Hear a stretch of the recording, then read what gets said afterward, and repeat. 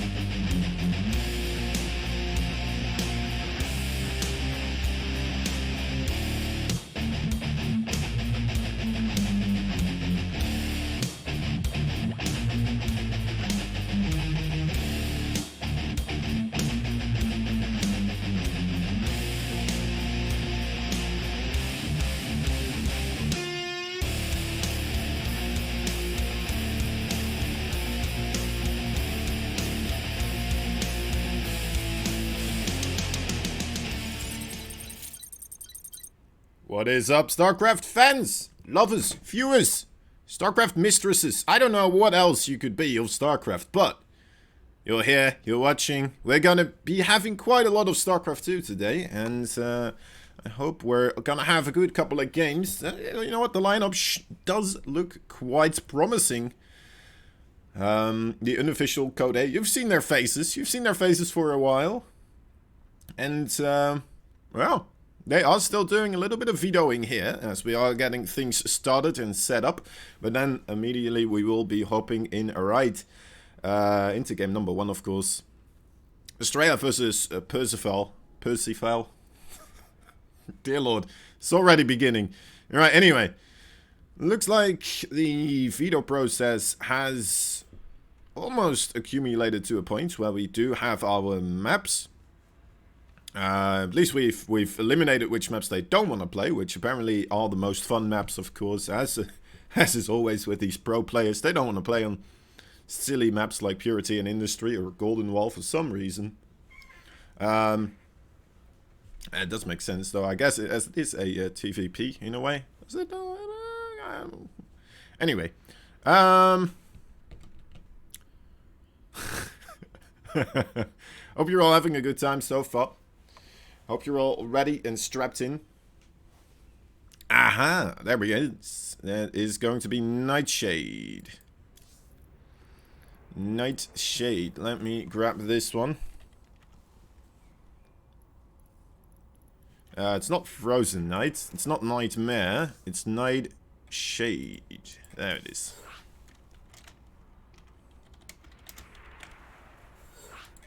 Et voila. Et voila. Let's put these players into the overall positioning where they will be ready for liftoff. And ready to be playing. Let's take a look. Game number 1 between these guys. Australia is a go-go too. I don't know what these the face means. RR. He's become a pirate. Alright.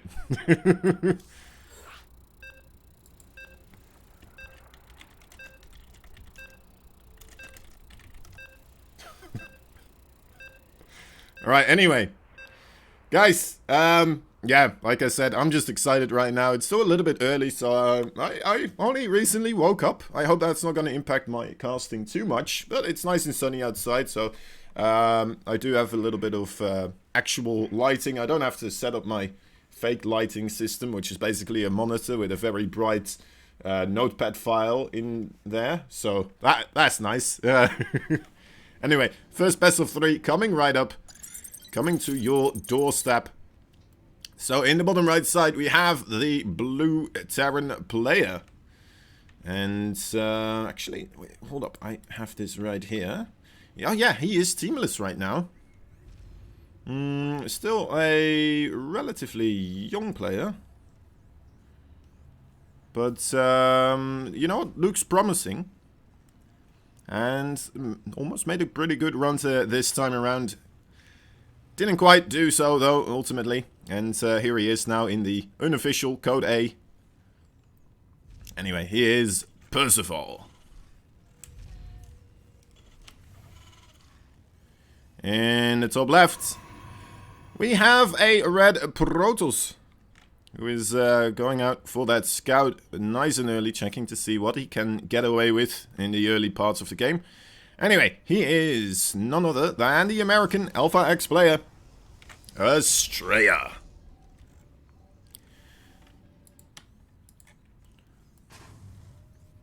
Mr. Max Angel himself. And Percival, you know what, I'm not that good with already online ID names, so I'm not gonna even try to pronounce his actual real life name. That's gonna end up badly. There is that SCV coming in as well. Just some regular scouting. Nothing to be worried about. You know what, Australia trying to get a little bit of a block off that. Didn't quite manage to do so though. Really. Well, a little bit there for a while, but nothing too worrisome for Percival. Mr. Percy.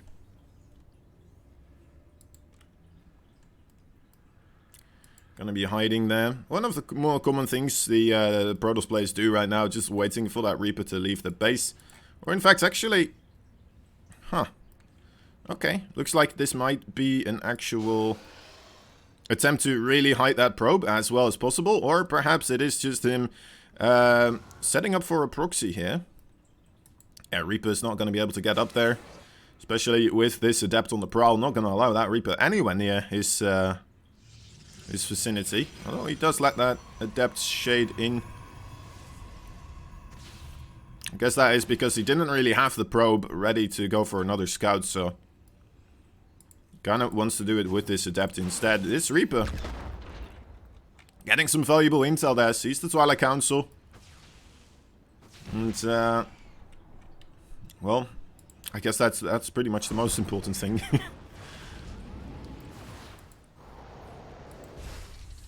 Hellion play here, coming for Percy. We'll have to wait and see if that is going to get anything done, of course. You know what? Personally, I'm a much bigger fan of the Hellion play rather than the Widowmine play. It just feels like you can always micro a little bit more, right? You have a bit more potential in that sense where you get into that main base. You can drop over here a lot easier. Those Hellions will be able to just run their way through. Oh, he shows the Hellion actually as well. Oh, and now he's going to go into Widowmines. Alright, never mind. Never mind, still sticking to the tried and true Widowmine drop. Of course, Estrella is getting that blink play, so that is pretty good against the Widowmine drops, but it's one of those matchups, like, for a large period of time when we had the Bio versus Baneling Circling, for example, in the ZVT matchup, like, they both kind of equalized each other out. Not one was necessarily extremely much stronger than the other one. And it always comes down to a little bit of luck, a little bit of control, and a little bit of awareness as well. Third base for Estrella immediately scouted here. And he's checking himself as well, whether or not there is going to be a third base here. And I'm starting to wonder myself if we are in fact going to be having a third base here. Is he going to make a Raven? Okay, yeah, there we go. Raven on the way, +1 attack as well. And in comes that Widowmine. Looks like it's already scouted here. I think he, well, he may have already seen those Stalkers here and then moved backwards.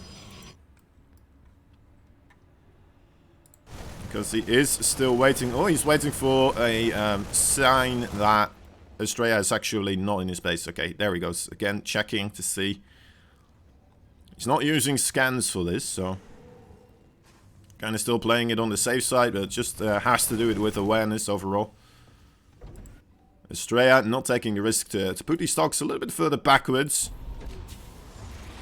Try and blink underneath the medevac, as it does overcommit at that point in time. Just wants to be safe and keep his probe line secure. By just patrolling here a little bit, back and forth. Dark Shrine here for... Thanks, Sushi. You can... we see a Dark Shrine here. Coming up for Mr. Estrella. And... let's turn this up a little bit. I'm not quite sure but how much, but let's try it like that. Is the music enabled? It's not. There we go. Now we're really gonna get tensed up in here.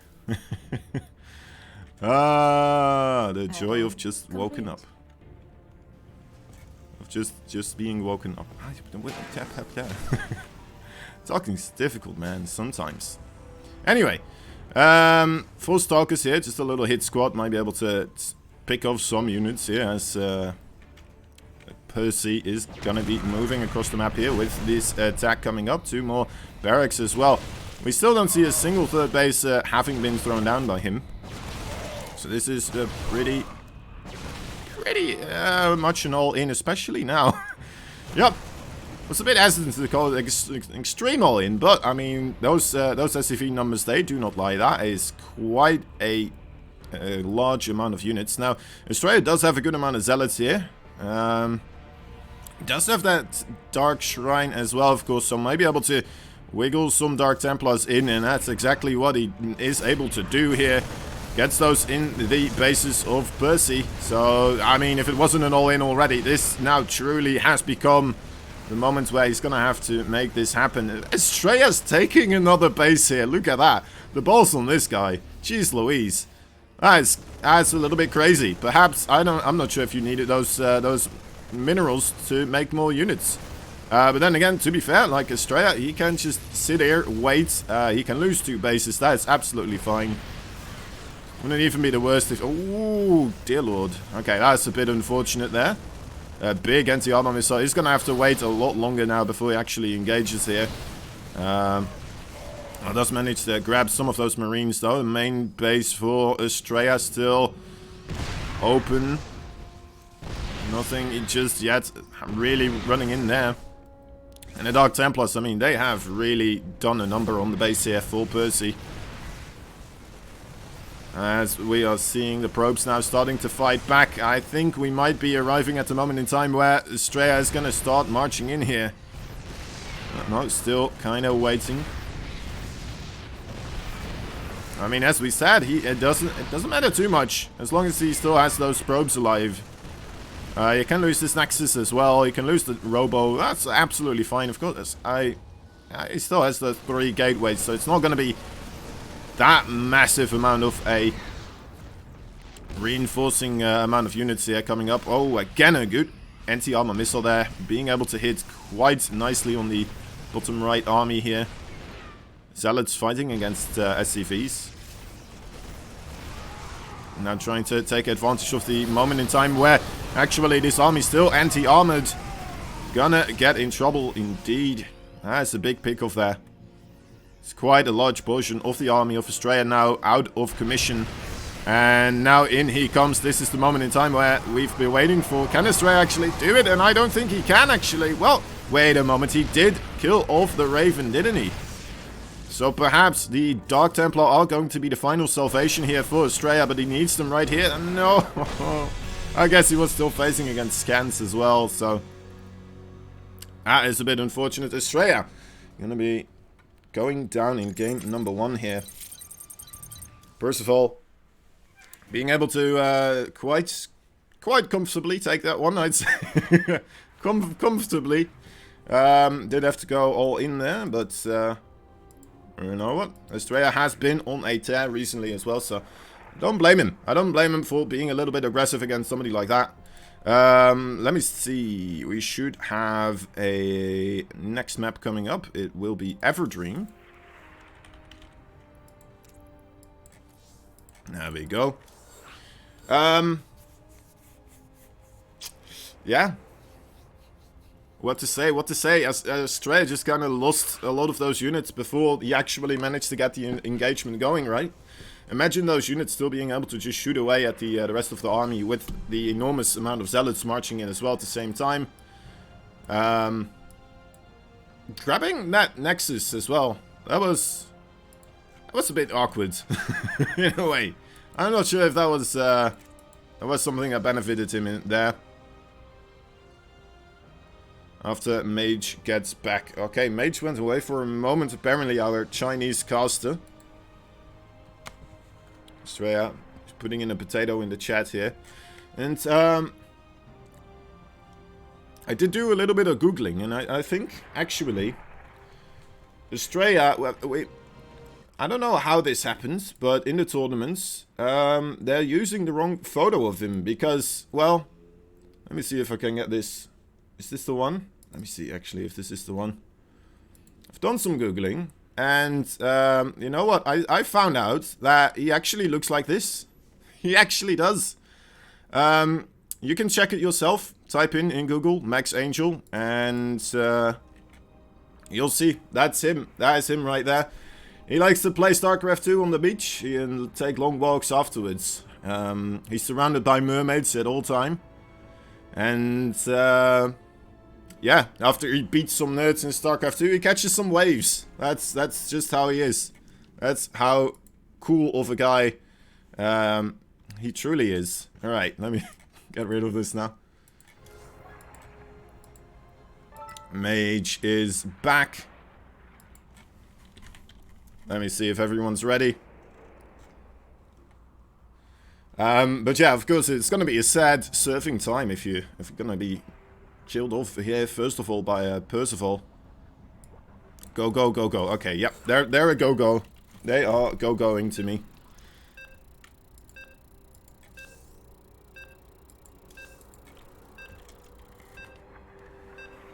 Alright. Let's take a look. Let's see what they can do in game number 2.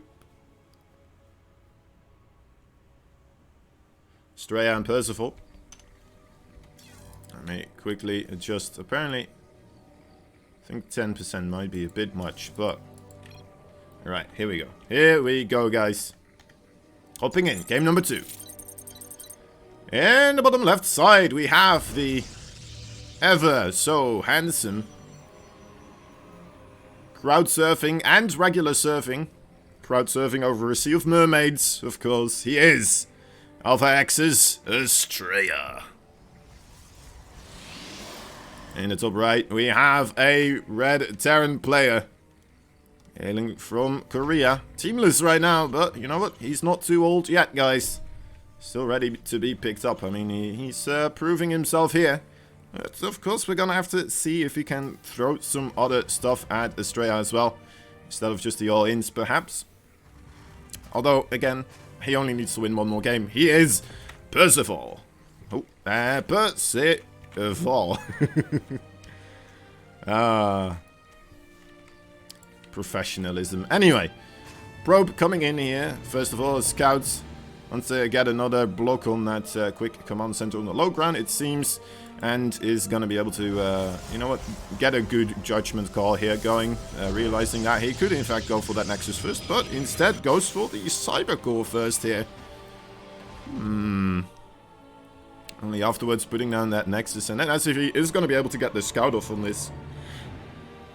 So I'm interested to see what Estrella is really planning to do with this. Perhaps he's going to be getting himself some adepts a little bit quicker on. Maybe some higher Stalker numbers this way. Curious. Curious indeed.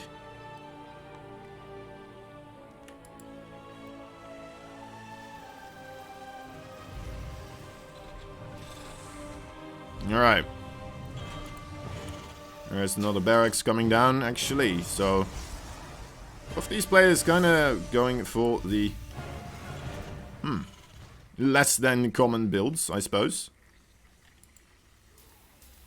Was he doing the second barracks as well in the previous game? I don't think he was. He went for the factory into a Hellion, into the Widowmine drop, and afterwards he made the extra 2 Rex and switched them over with the factory and the starport. So, I mean, here we're seeing a bit of a mix-up. It could be just another timing attack, though, of course, off the 2 base. Twilight Council, once again, from Estrella. Did get himself a very quick adept here, but I don't think you're going to be able to get too much done, especially with 2 Rex out. And 1 on the reactor here. He does get the scout on the second Rex here. That is quite massive. Even gets a SCV kill here. Might be able to get more if he does so desire. And, wow, okay. I thought he would have to teleport over here towards the mineral fields, but instead just able to pick up another SCV there just by, you know what, being who he is. Max Angel on the case. Max Angel espionage and surfing. Guys. Oh, man. It does sound like a spy novel name, doesn't it? Anyway. We can clearly see quite a lot of Marines being accumulated here in the base of Percival. Hoping to see Estrella be able to deal with those in time, of course. The Marine numbers are going to grow quite a lot quicker than they did the previous game. So gonna go with just the double Marine drop here. Might be. And when I say double Marine drop, I don't mean 2 Marines being dropped. It means 2 medevacs fully loaded up with Marines. That is the more common way, at least. He might still do the double marine drop in the new fashion kind of way. But I don't think that would be as beneficial as just going in with all of the marines. Let's hope he doesn't take my advice. That's what it comes down to. Estrella being able to get another scout off here. Absolutely lovely. Sees the marine numbers. Sees absolutely everything. So, I mean, it's hard to say that he didn't have time to prepare for what is coming here. I mean, he definitely did. And he does have Blink ready now.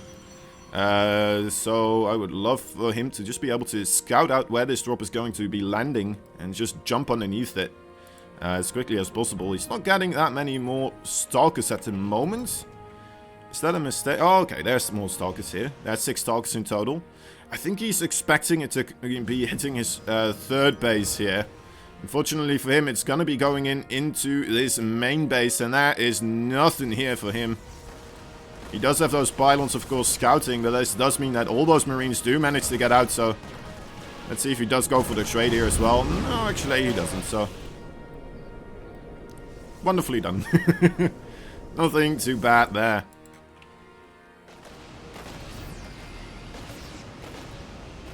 Stalkers, they are quite strong actually against those Marines. So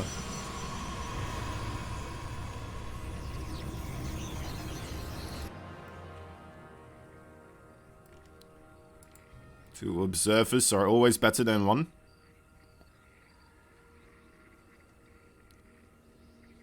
Oh, they did get scouted though. It looks like. First of all, no, okay, no, looked like he was moving towards that observer to come to throw down a scan and destroy that one, but is it going to be the case? Estrella does have those nice SCV. Come again, come. Oh boy, are they? They're not. They're not so far. They should though. He doesn't have a third base again. Well, at least Estrella does have those Colossus now up and rolling. He doesn't have extended thermal lance though, and that could be a problem here. As already we have the infantry units knocking on his front door. Now, to be fair, he does have a lot more units this time around. As he didn't have to... well, he didn't invest in that 4th base, and he didn't invest into... Dark Shrine here and Dark Templars on the other side of the map, so it should be a lot easier for him to hold, even though, as well, you know, there's no SCVs being pulled this time. And he absolutely slaughters this attack from Percival. A nice dispatch of Marines, did try to get some work done, running around the army there, almost being able to get a good amount of kills, but a bit unfortunate. One Colossus did just appear out of the robotics facility, and just managed to do quite well there. Now, Percival again is going to be going for round number 2. Top left side, quite another incredibly scary army, unless if it gets right on top of your mineral line, of course.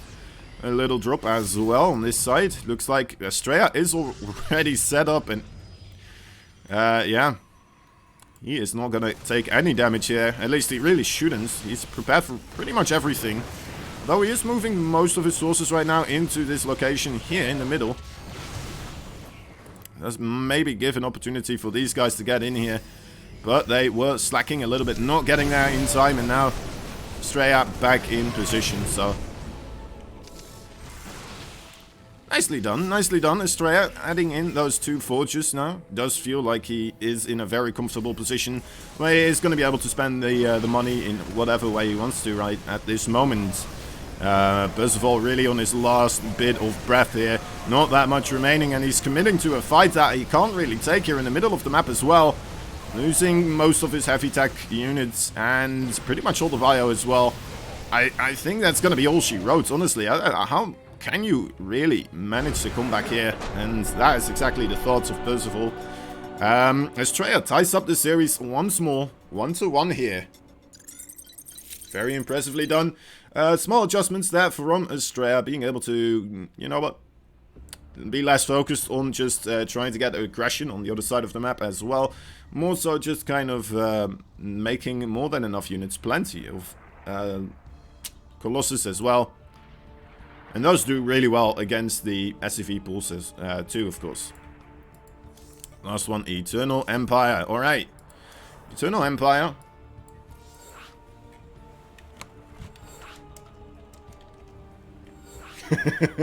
Estrella saying that's a bad map for SCV pool. Well, it might make it a good map for SCV pool. If he doesn't expect it, you know? Who knows? Anyway, let's take a look. I should probably make our admin a referee here. Okay. Let's see. Let's see what they are going to be up to. Estrella's go. So is Percival. So, game number 3, guys. This is an alright start for today's matches, honestly. No stomping 2-0s so far.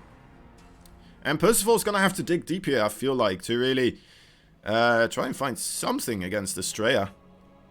It does appear a little bit like he doesn't want to go into the macro game against him, and I don't blame him. I don't even want to go into any game with him, so... the macro game least of all. Anyway. Our handsome server man. With the 6-pack, he is the blue Protoss. From the Alpha X team, he is Estrella. In the top right, the red Terran is none other than Percival.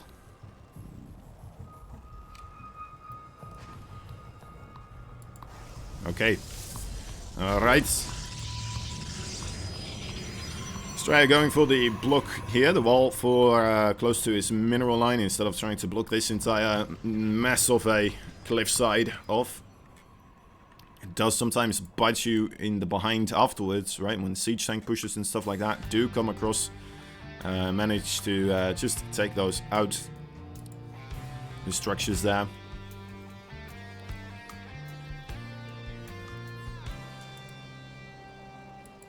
Refinery. Nice and early. Percival looking like a Reaper expense so far. Let's see if he does go for that second barracks once again here. Maybe just going for something completely different, like a quick third command center to throw Estrella off. But then Estrella, I mean, he's been on top of his scouting. He's been paying attention. Game number 1, I think he just didn't realize there were SCVs coming in as well, so he made a bit of an overcommittal there to the rest of the forces. Well, the Nexus and stuff like that, right? But other than that, being able to catch pretty much everything that is coming his way.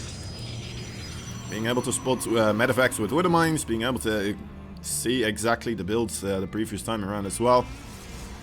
And that's happening this time as well, so far at least. Percival is going to go for that factory, it looks like. There it is.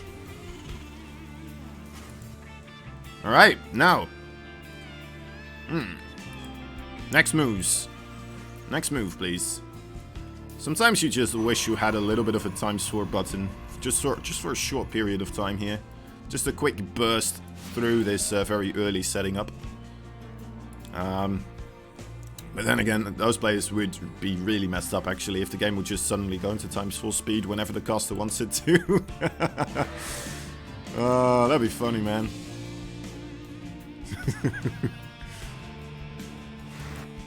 Talk about a potential caster bias coming into play.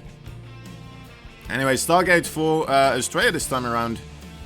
No longer gonna go for the blink play, which has been working out rather well for him. That has arrived at that front door. Nice blocking by Percy so far. It's gonna be able to avoid any contact with this alien species. And there are tanks actually on the way here. Tanks and just a whole bunch of Marines. Is it again going to be a attack coming out? Some sort of a timing here. I did see Innovation doing this a couple of times now, right? Where he delays upgrades such as Stim and Combat Shield and all that good jazz in favor of getting himself more siege tanks and medevacs to push with. And then just go across the map here. Maybe put down some bunkers as well. And you know what? Sometimes it really works out well. Did he see that? Okay, no, he didn't see anything of the factory or anything like that. So a little bit unaware up until this moment. Those shades also didn't really see anything, but the Oracle is going to be able to scout out that there is in fact a siege tank here. He's going to be able to grab a good amount of SCVs as well. 2. It's better than 0, right? It's still good. 3 depths here on this near the base of Percival, so he still has to be careful. He cannot just run everything out. Although Estrella is actually moving back with him. I thought he was going to come in with those after a while, and you know what? Looks like the SCVs are coming to him anyway, so no necessity for him to try and get anything done here. Those, ooh. Oracle's setting up status traps here. He realizes, most likely, the pathing... Now, that's interesting. That's a rough one. Honestly, that siege tank, one of the most essential parts of this push, and he just drops it right on top of a status trap. I don't see that every day, do you? Then again, Estrella doesn't really have that much of a force here anyway. Those oracles, I mean, 3 oracles. He's gonna have 4 oracles pretty soon. But now with a Viking here as well, and this amount of marines with the Cyclone too, I'm not quite sure how much these oracles are gonna be able to get done. Another Cyclone actually coming in here. More marines as well. Is Estrella gonna get off another status trap on that siege tank? That would be lovely. But yeah, that Nexus does get annihilated here. Absolutely demolished, and it's gonna come down to these adepts. Now, adepts are pretty tough, but I don't think they're this tough. They might need a bit more. Alright, in comes the Shade. Wants to get right on top of the siege tank here. Nice little spread from his units, and there he goes. The Oracle's coming in as well at the same time, trying to target down the siege tank and the marines, but absolutely gets washed out. And I think that might be it. Estrella question marking again as well. Alright, even with the status trap there, delaying that push, it's gonna have to be a tap out for Mr. Blue Estrella here. There's probably no how do you call it, no waves to catch, probably, for our Estrella. So, you know what, when there's no waves, you can't surf, and that's when he's just not in the mood to win games, I guess. That is the most logical explanation for that one. Clearly. GG's all around there, of course. Estrella and Percival, wonderful games there. Percival, you know what? Just being able to beat Estrella out there a little bit more. So Estrella, I don't think he was very aware that it was coming his way, right? We didn't really see any shield batteries at his front door. Except for the status trap, I suppose. He saw the status trap. And he even said that it was a bad map for SCV pulling, but apparently didn't matter too much there. Anyway, guys, let me tell you about a Matcherino page that we do have, where you can help us support the unofficial Code A. If you want us to do more stuff like this, then that is a good way to do so, of course. And let me grab myself the page here real quick. Gonna have to go into the chat myself now, try and find it. As I just realized that it's not here on my clipboard. Anyway, it's a lovely Matcherino page. It's the best Matcherino page. There we go. There it is. So, it's right there, guys, above the chat. If you go there, you grab that link. It's going to bring you up to this website over here. Et voila. And once you arrive here, we've already used up all the codes, but there's still quite a couple of things that you can do, of course. If you don't have any money to spend, that's alright. You can do some quests over here as well. It's very easy, just some retweets and stuff like that. Some subscribing to the YouTube channels, whatever. It's going to add a bit of money to the prize pool. If you do all of this, it's already is going to be quite a bit extra added in, right? If everyone does this stuff. Anyway, if you do want to support a bit more, so then, you know what? Buying the replay pack, always a possibility. $5 there for getting the entire pack of the replays.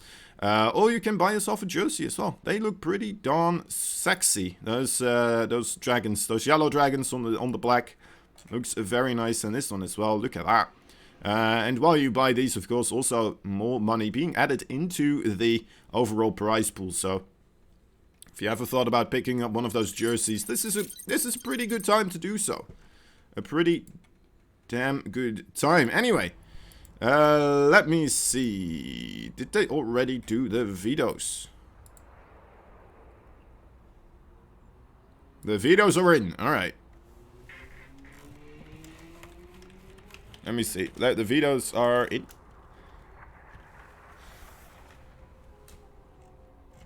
Let's take a look. Let me get rid of Estrella here. Sorry, Estrella. Doesn't feel good kicking him from from the group, but you know what? He's not out of the tournament yet. Of course, that is how GSL works. I say GSL. Like, well, the format of the GSL, I should say. Just gonna pretend more and more slowly to actually be in the GSL here. I'm gonna get my cutout versions of Artosis and Tasteless pretty soon and set them up next to me and start doing the voices for them. Like sock puppets. Anyway, slowly gonna go mad is what I'm saying, guys. Wait, who do I need in this group? We need Super and we need True. Those are the two new players that are about to be facing off against one another here. And so far, again, people not feeling Purity in Industry. In the best of 3, I can kind of get it, right? It is a little bit of a weird map. Probably don't want to bank too much on trying to get that one sorted. First set, Night. Okay, I think we actually already... Wait, let me see. 1, 2, 3, 4. Okay, so yeah, Night is going to be the first map here. Again, actually, didn't we start the previous one on Night's Shade as well? I think we did. Yeah, we did. Afterwards, Everdream, and then we went into Eternal Kingdom, or Empire. The Eternal Country of Sunshine, is what I like to call it. When I'm not sure. It's Eternal Empire. Yeah. It's EE. Anyway, okay. There we go. There we go. Things have been decided. Nightshade first, Zen second, and then whatever's left as the third one. Zen actually on the second map. That's an interesting one as well. Well, we're gonna have to wait and see what they're gonna be doing on that one. Anyway, I don't think True would necessarily would appreciate it. Anyway. True and Super are saying GG and go, go, go. Yo. Alright. Well, let's do it then.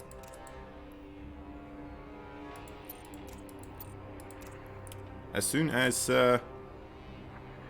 these guys have everything selected. Alright, there we go. I was like, why is True on Terran? Was he Terran? Am I going crazy? I don't think he was. He might be. I mean, I am an idiot. I am very forgetful with things, so... Maybe he could be. Could just be some weird... mind bend where I remember something and then turns out to be completely wrong. It happens sometimes. It happens sometimes. If it doesn't happen to you, well, good for you. Anyway, in the top left side, we have a red Zerg from Storm Gaming.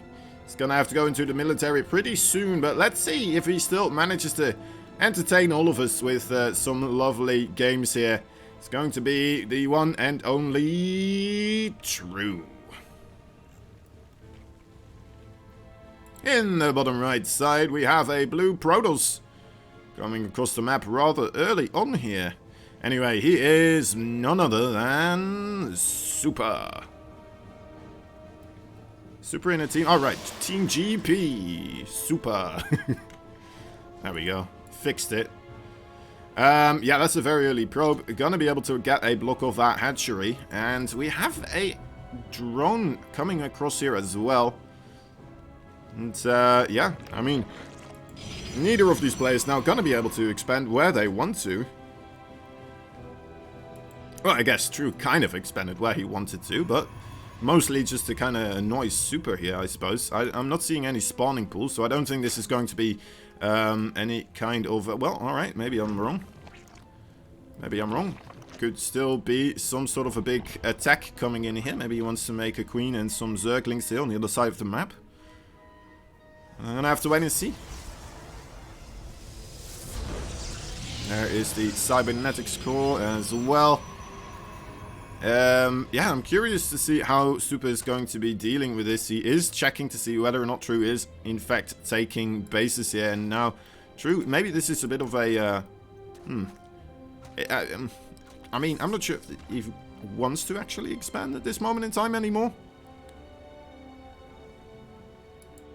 But he did bring 2 drones down. Could that be a fake? Trying to pretend like I'm trying to clear this up as quickly as possible to get my expansion up. There are the links. 4 links so far. Let's keep... oh my god, another pylon. Oh, he's like, alright, you wanna be annoying like this? That's fine. That's fine. Okay, so no production here on full True, so it is really just gonna go into a macro game after this. For these players. That's a big investment though, having those drones around here trying to clean up those pylons. I'm not quite sure if that is worthwhile. It's a lot of lost mining time, especially in the early parts of the game here. Now, he does manage to get a couple of zerglings into this main base here. Might be able to pick off a couple of Proxies as well. Twilight Council is the attack of choice here from Super. There's the broodlings, the broodling party. It's like one of those foam parties, but then it's with blood instead of foam. It's about as nasty as the foam parties, though. To be fair, maybe it's a little bit cleaner actually.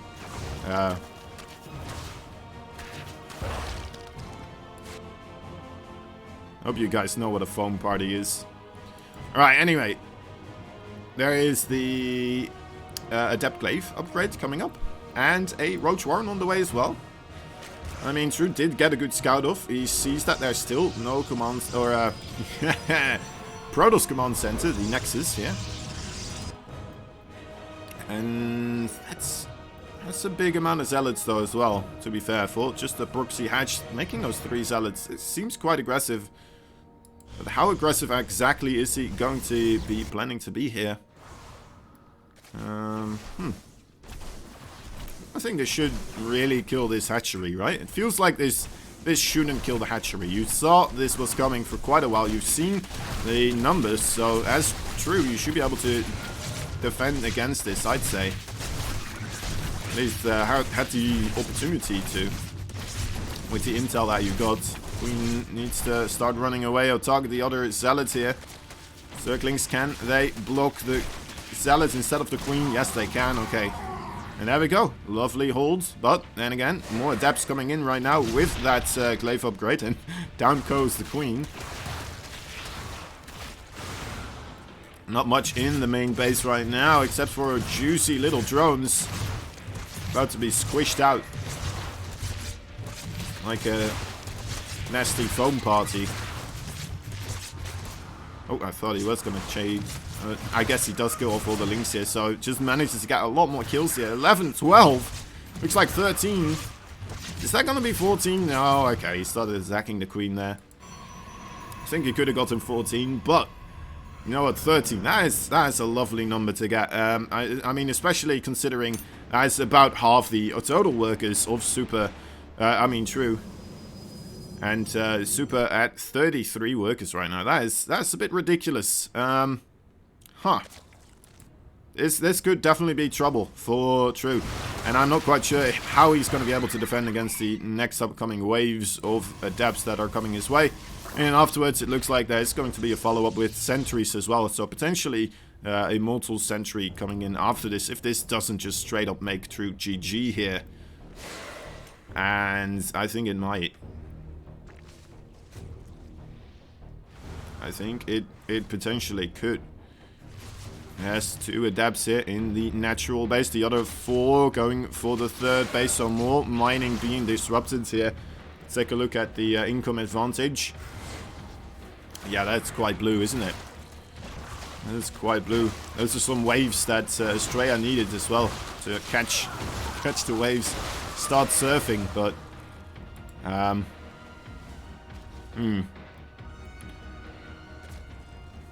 oh boy, oh boy. Okay, well, I mean, that's again seven drones going down here. Yeah. Oh, this is rough. How to make this one still a game fall true here? That's the real question. I suppose his army supply is 34. He's just gonna go across the map here with as many roaches as he can assemble. Just making links right now as the reinforcing unit as well. Looks like those adepts finally do get cleaned up, but I mean, 25 workers killed in total in a 7-minute game. That's too much damage to really keep this going for any longer. And this is really a last kind of stand here for True. Is he going to be able to make or break it here? There is an Immortal. There's a good amount of sentries and Stalkers. Only one Ravager to break the force fields. And GG is called. Super takes game number 1. Quite convincingly. Yeah. It was a nasty one. I think a lot of it also still came down to the drones being pulled to try and take down the pylon there. I honestly did think that was going to be some sort of a ruse, trying to convince Super that True was still going for some sort of a macro play, and instead was just trying to get rid of it and, well, just make links afterwards or something like that. I'm not quite sure exactly, but wasn't the case. Wasn't the case. He did in fact try to grab those hatcheries and then move through with the aggression here. Wait, with the economy. Sorry, tried to move on with the economy here. So that was interesting. Alright, Zen is going to be our next map. Let's take a look at what these boys have in store for us on this one. Make some referees. Oh wait, that is Mage. I'm used to Mage being the player as well. Right, no, he's not. Not this time around. Not this time around, he's not. Okay, so...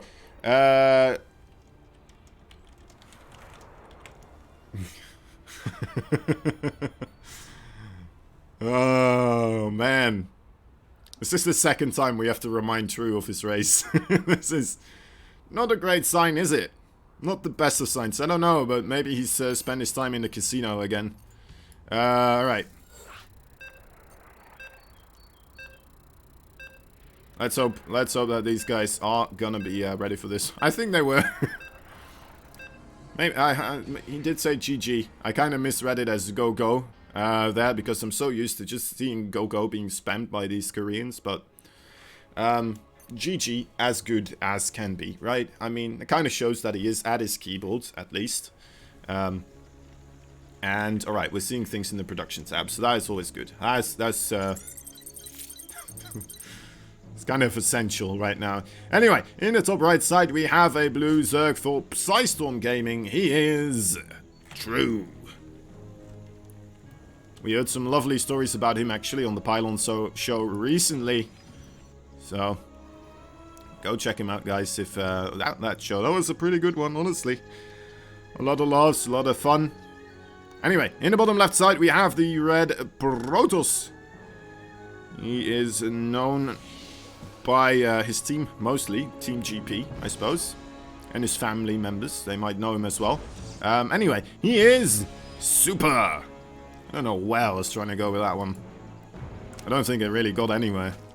It's like my car broke down before I even tried to go on the road. And my car being my mind in this sense. So True, yeah, he did already make an expansion here on the 3rd base location. Just kind of still toying with his probe. So giving the probe the wrong idea of what exactly is happening here. That's a nice tiny adjustment for True, where he already knows that most likely he will be going to get hatchery blocks on his natural base. So instead, he just already sends that drone out towards this third base very early on, hides it, and now Super is in this weird position where he's like, wait, what? What are you doing? Why is your spawning pool this late? And why, I mean, he's gonna have to piece things together a little bit here, but it looks like, you know what, he's not really falling for it. He's just getting his Nexus after that gateway. So pretty common macro opening here for him still. But then, nonetheless, True still manages to get that hatchery up and rolling quite early on. And also a third base as well. The probe not feeling the mood right there to try and get a block off again. All the drones do get pulled off of gas right here. And now the, the move from those drones. So for a moment I was like, wait, what? He really wants this probe dead, but of course, I mean, that's just a worker transfer. That's the early morning talk right here from me, I suppose. Let's just blame him on that. It's not like it. I always make calls like that in other games, anyway. Spider Council on the way for Super. What else? We see links on the production tab. We're seeing what else? Well, speed. That is pretty regular. Very uncommon not to grab that one. There's still a gap over here that Super hasn't yet addressed, and there it is. Another gateway being put down, and Adept in the base.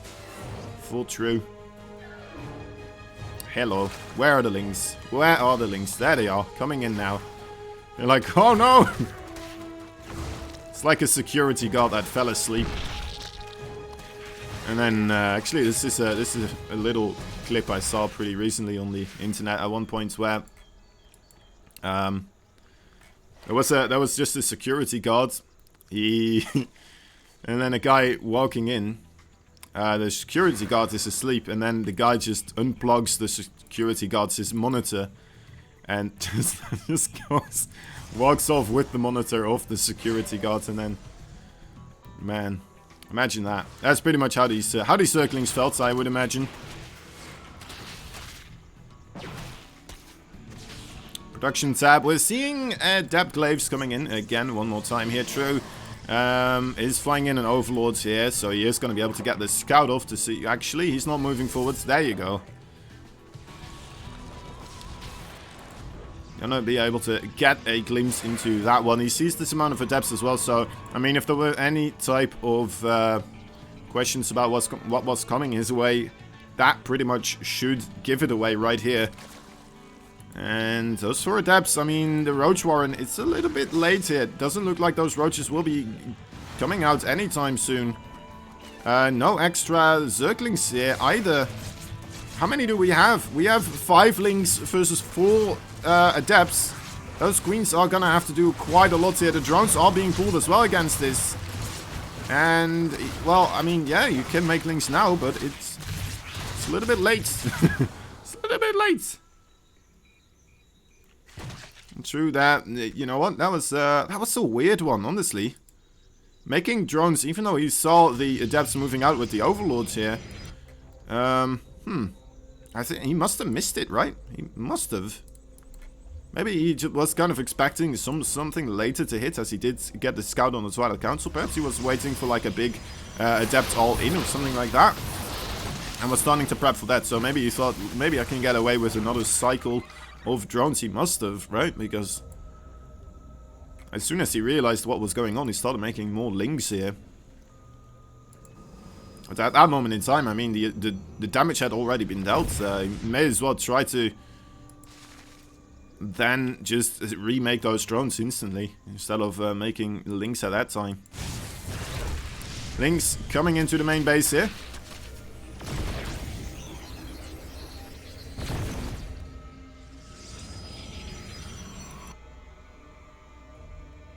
We have the roaches moving across the map as well. Zerglings did manage to get in that main base there for a while, but just getting the scouts. This is what looks to be quite a quite a bit of value walking across the map for True. But then again, I mean, his army supply, it doesn't really look like it's almost double the amount that Super has here, does it? It really, really doesn't, and it's getting worse as well. More Zerglings are marching across the map here, but with the two shield batteries as well, I don't think this is gonna be a good moment for True here. Might want to try to open up another pathway of attacking, and that's exactly what he's doing. Throwing down those biles, trying to get rid of that gateway here. Oh boy. Oh boy, he doesn't have a bile to break that shield, so losing a couple of those units there. But I suppose he does open up this pathway here, and actually it causes some of these units to be moving a goal. He lost them out. Oh, that's a funny one. Oh, super. That's something I would do too. At least he noticed afterwards. Okay, well, that was very ridiculous. Anyway. Yes, I mean, Super seems like he is completely comfortable with his situation still. Well, maybe comfortable is a strong word, but I mean, I don't think that's a big reason to be worried here for him. Ooh, there's actually only one pylon powering up all those shield batteries. Well spotted that by True. That could, in fact, turn this into his favor if he does manage to get rid of that pylon, but more pylons are being warped in right now. That time is ticking away. The biles instead being used on top of the army. A lot of links getting a marvelous surround here. But again, the army for Super just a little bit too strong. And True, I mean, this is his last life he has right now. So he's going to be trying to go for another round here. But, oh dear, this is... Overlord's being buffed over to the other side here. Looks like he's just using the... whatchamacallit, waypoints out of the hatcheries just to go across the map, and all those overlords are coming as well. But yeah, I mean, just mostly Zerglings right now. I suppose they do well against those against the Stalkers and the Immortals, but there is Adept Glaives as well, so like one big whopping of Adepts, and you should be able to deal with these, I suppose. Especially with all those shield batteries here, making the surface area not that great. There's no opportunity for Banelings either. Oh, that was nice, wasn't it? Jeez Louise, Super on the roll here now. Cancelling the pylon before the biles actually hit the pylon. And then immediately putting it back down again. Lovely stuff. I mean, I don't think he needs to do those tiny moves anymore. I think he pretty much has this one in the back. But still, you know what? Always nice to see. Some lovely blink micro here. Getting quite aggressive. But I don't think it's gonna matter. There it is. Super takes game number 2 as well. Wins this best of 3, 2-0. 2-0, and that means we're gonna go into the winners match here. The winners match should be, of course, Super versus none other than Percival. And that could be a little nice way to see exactly the level of Percival. Of course, we already saw him play against Estrella, and that's a nice way to kind of get a good glimpse at the overall levels of these players, I suppose. Let's take a look. Super. Let me get rid of True here. And Percival versus Super. There we go. Let me get him into the group. And guys, go check out the Matcherino page. I'm gonna let these guys do the videos as I'm gonna take a quick leak. And that doesn't mean I'm gonna eat a leak. I'm actually gonna go for a quick toilet break, alright? Anyway. Listen to some nice StarCraft sounds in the background as they do the videos. I'll be right back, guys. One moment, please. Thank you. You know what, I should actually... There we go.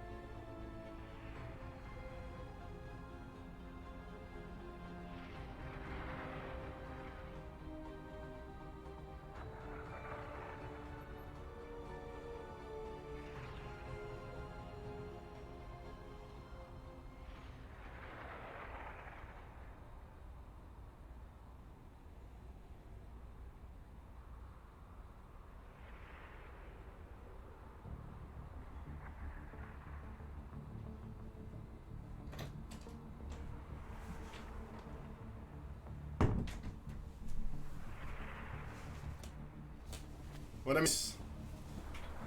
What I miss? No games played, right? No? Okay, good. Good. I'm back. I'm back. Back in town on my chair, really. I didn't leave town, but it sounds cooler that way. It sounds better that way. Into StarCraft 2 Pound Town. Anyway. Alright. Looks like we have our maps selected. Once again, Nightshade going to be the first one.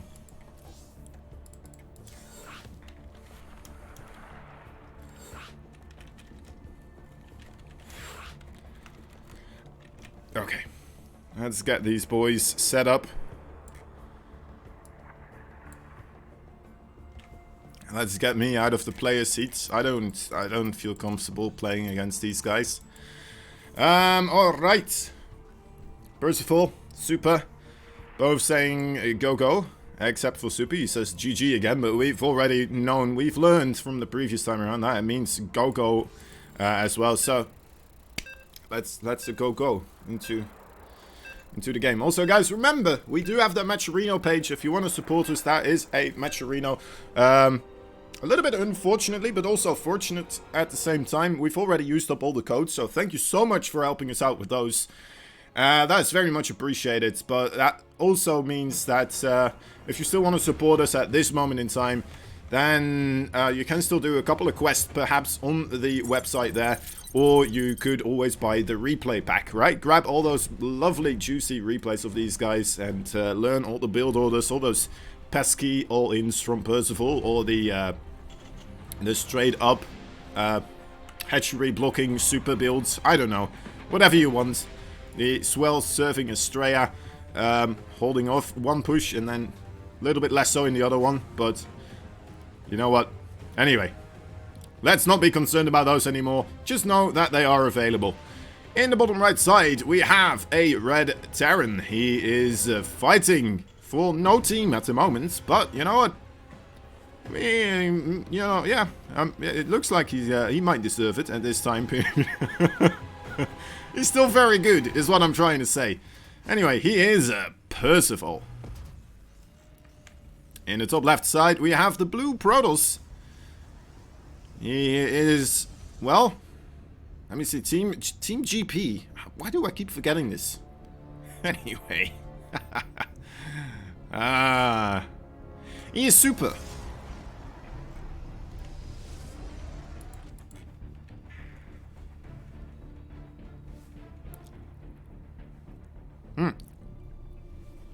Okay, now, it's not really crazy happening this game around, it looks like. Super gonna feel comfortable throwing down that Nexus. Afterward in Cybernetic School, actually. He did get the scout off the barracks here in the main base, so I'm not quite sure why that is. He just likes to be safe, I suppose. Maybe grab a couple more units. He possibly saw the other games, of course, between Estrella and Super here. Or, I mean, Percival. And maybe that's why he's trying to be a little bit on the safe side. Grab a couple more units earlier on to try and be prepared against those early on attacks here. There is a factory as well afterwards, so no double barracks this time around.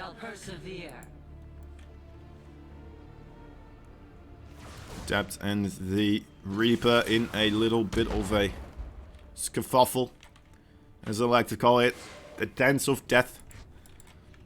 And a probe going to a little corner. He might be looking for a little place to do a P as well. And then he's gonna head on home afterwards. Just somewhere in the bush. He's very shy about it, guys. Let's not put too much attention to him. That's just kind of rude. Anyway, Adept now trying to come in here. Natural base, not that well defended. Only a Reaper and a Marine, so those are gonna get taken out.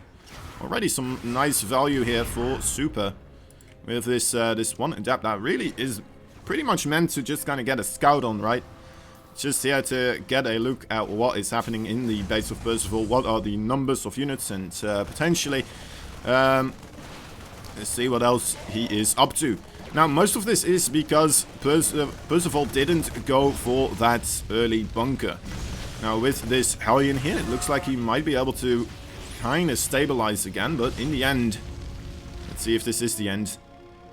And the Stalker is going to die as well. There we go. So in the end, I mean, yeah, it's still pretty equal overall. But 3 Marines and a Reaper going down there. And as we saw, Percival likes to be aggressive. Might not have as many units this time around to do so. But then again, the Adept and the Stalker both die as well. So unfortunately, no recalls were used there. Not sure if it's on cooldown or if there's no energy for it. It looks like it. Anyway. Oh well. Small things. Small things. Not really the biggest of concerns just yet, as they did kind of trade equally. But yeah, Stalk's moving now towards the other side. Still the bunker not yet completed here. And these Stalkers, you know what, taking advantage of this situation.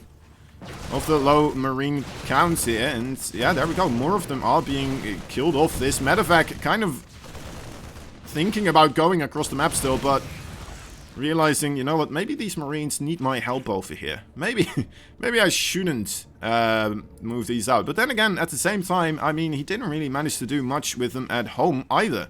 So now this kind of means that Super not only killed 5 more workers here, yeah, and a couple of Marines without losing anything of his own. It also means that he's no longer under any threat of those Widow Mines, right? So he's not going to be taking any damage here. That's a really good opening for Super so far. After trading out a little bit equally. Now, definitely in a pretty significant advantage, I'd say. Even being able to see the Widow Mines here with the Observer. Widow Mines adjusting their positioning. A smart move.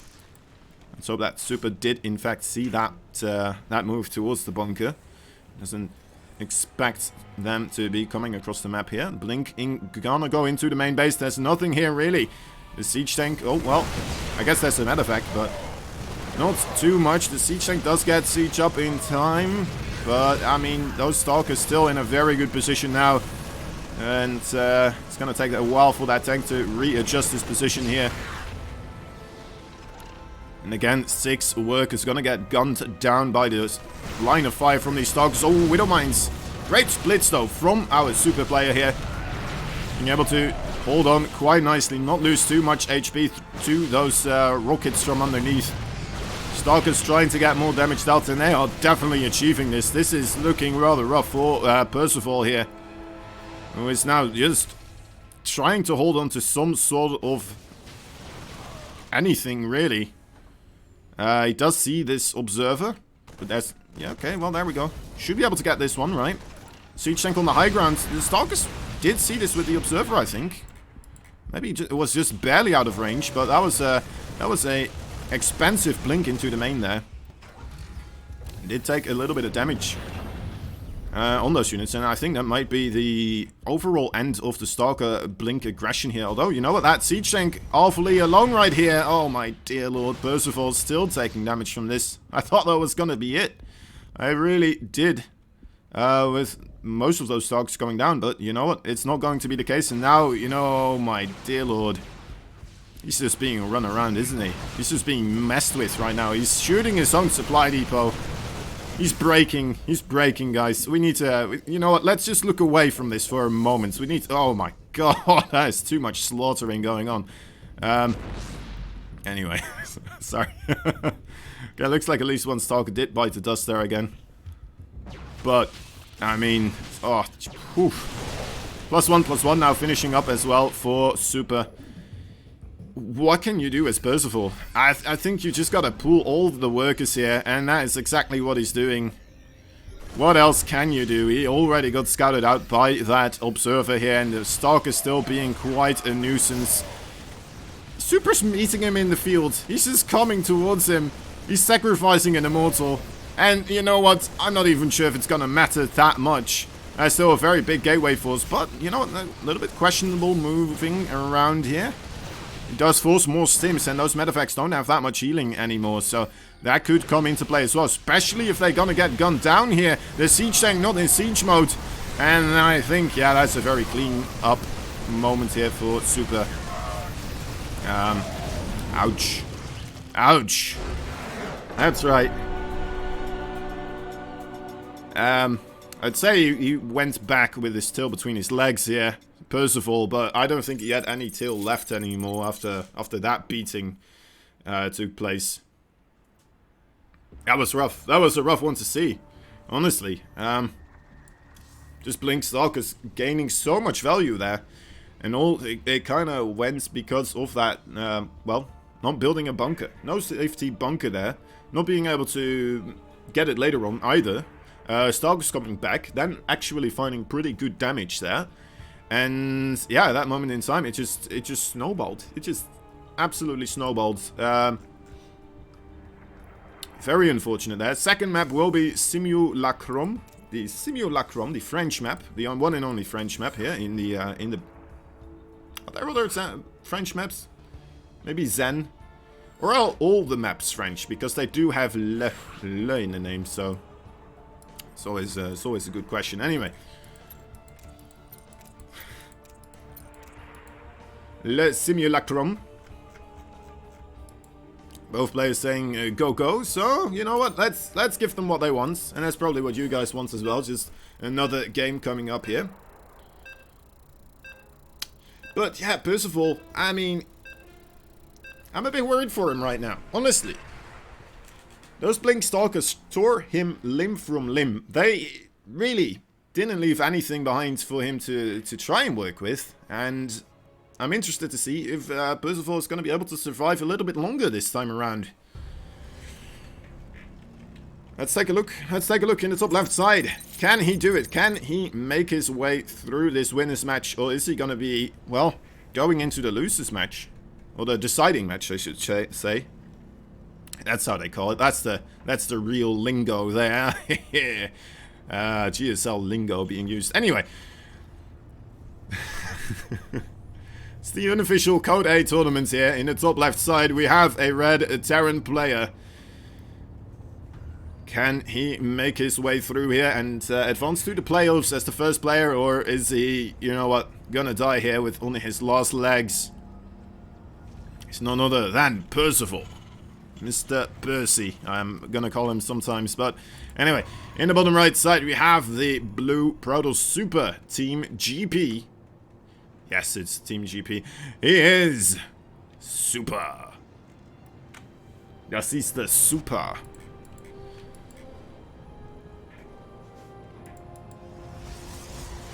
Alright. Well, this is interesting. Don't see this every day, do you? I mean, this is a good way to deal with very early on Terran pushes right off the 2 base. You just make sure that they don't ever get to a point where they feel comfortable pushing out, because you're just always on their front door. That's what we're seeing right here from Super.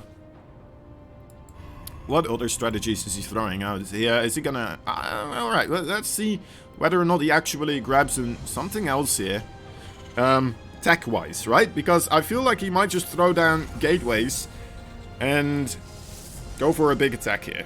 But, well, let's wait and see. It doesn't happen that much anymore, but I have seen it recently. I'm not quite sure who it was anymore, though. But I think it was versus Innovation, I'm thinking. I think it actually... Wait, I think it was Zaun? Was it Zaun? It could be. Anyway, I think that's the matchup. Anyway, yeah, Zaun went on this map as well. The positions were switched around, but yeah, he just made an enormous army with those 4 gateways, and then just walked in. Literally just walked in and destroyed Innovation that way. Because nobody ever does that anymore, and he was completely blindsided. Didn't expect a thing, and when it hit him, it was too late to really do anything about it. Now, so far, we're not really seeing that much from Super. He's getting a Twilight Council, actually. So not gonna be the same thing as before, but this is gonna be a lot of Blinkstalker harassment. And again, we're seeing the damage being dealt up, built up. 3 workers already being killed. Some were, well, Marines as well. The workers with the guns, pretty much.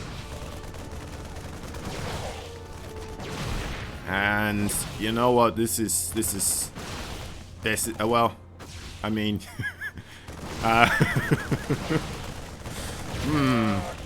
Holy moly, those guys are strong, aren't they? GG! Well played there by Super. Jeez Louise. Imagine if that were 4 gates, right? Instead of 2 gates. Oof.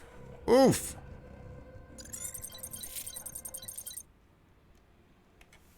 Okay, guys, that was Super beating Percival.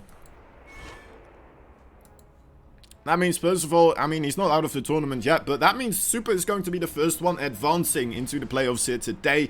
Congratulations to him. We'll be seeing him again next week. I believe it's on Wednesday? Is it Wednesday? What? It might be. It might be. I'm going to have to look this up at some point. But anyway, he's going to be joining us at the playoffs. And that means we're already going to go into the loser match right now with Estrella versus True. That could be pretty cool, actually. That could be a cool matchup. Not gonna lie, I'm looking forward to Estrella and True. Both of these guys. A little bit underwhelming, maybe, in the previous games that we did see from them. In a way. I guess Estrella did have one really good game against Percival, but...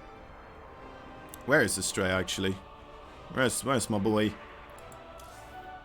I don't see him.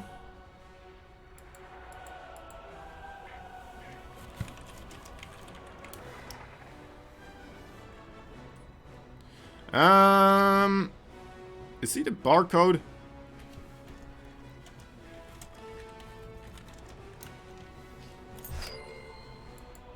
Alright, he's barcoding us. It's gonna make it more difficult.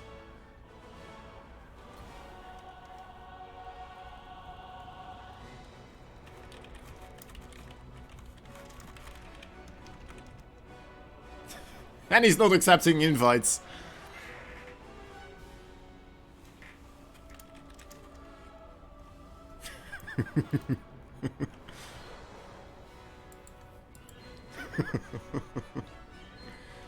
This is funny. Anyway, so we're gonna wait until that is settled. I'm not sure if he went offline or not. There's 2 barcodes here, so it's hard to say which one he was as well. So we're waiting him for a moment. I think he's switching accounts. All right.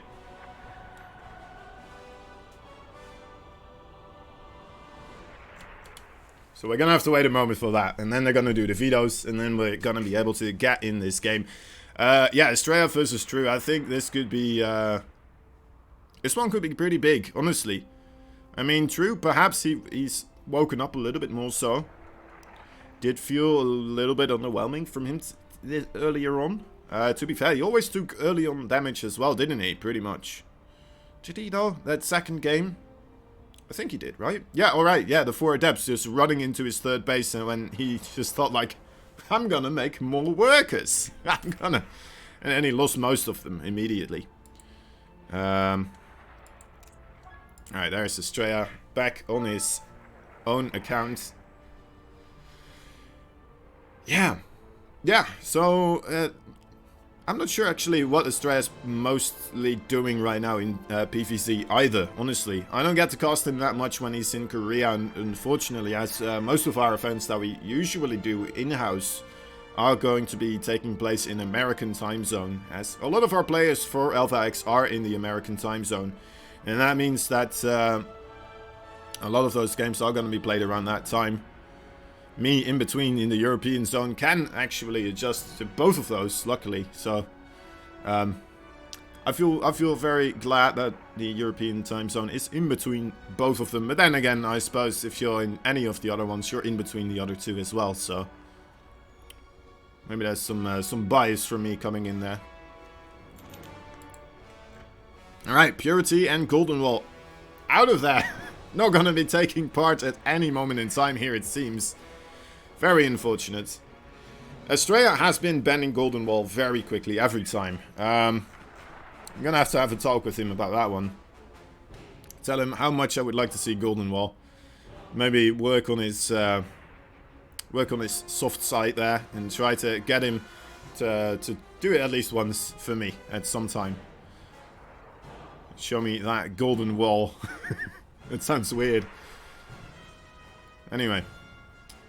Alright, those are all the vetoes in. Now they're gonna be able to pick maps. Looks like Everdream is still on there, Nightshade is still on there, and Eternal Empire. But, yeah, which one they are gonna pick is the question, of course.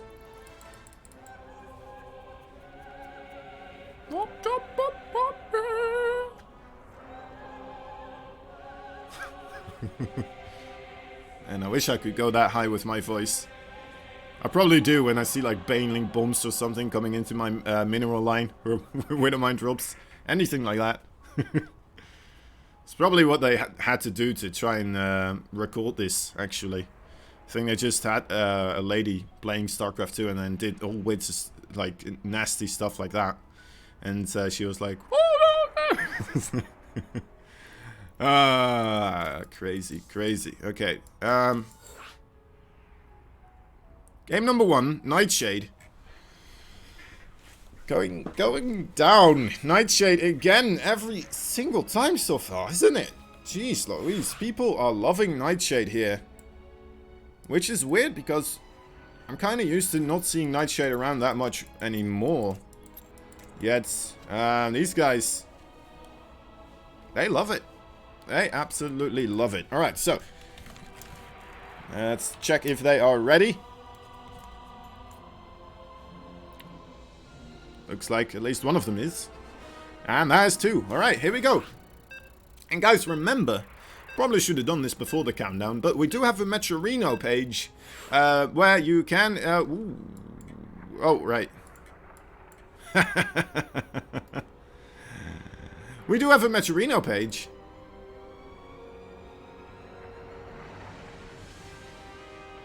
Where you will be able to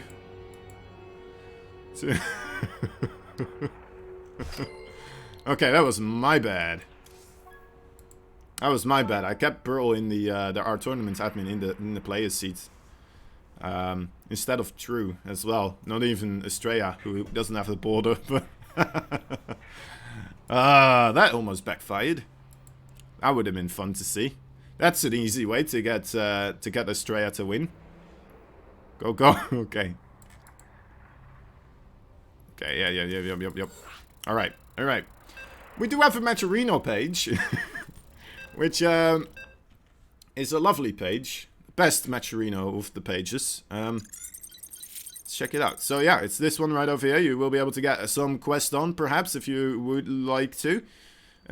Save your money, and that is the way to do it. We don't have the code anymore because the code has been used up, so thank you so much for that one, everyone that helped out with that. But also, of course, if you want to do more, there is some stuff available here, such as a replay pack, for example. Very nice, very nice. Okay, the game has started, so let's hop on into that one. Et voila. Et voila, in the bottom right side. Psystorm Gaming sees the red Zerg. He is True. The Korean versus the American. The blue Protoss top left sees Alpha Axis. Estrella. The handsome server boy.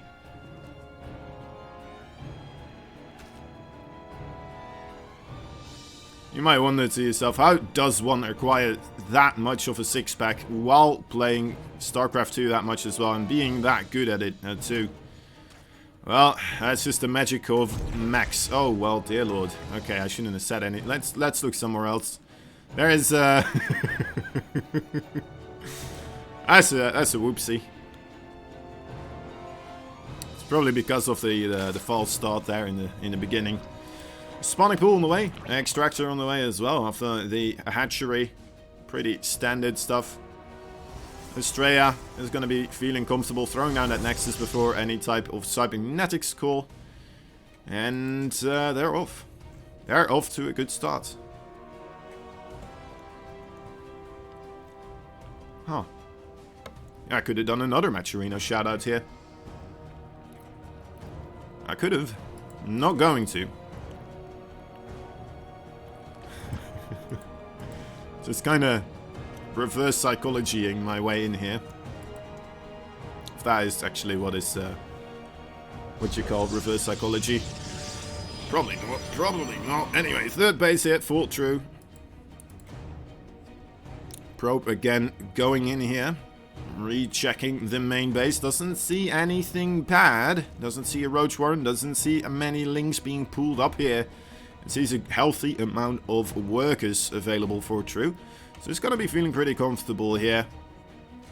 And knows that he doesn't have to immediately throw down like a gazillion shield batteries at home.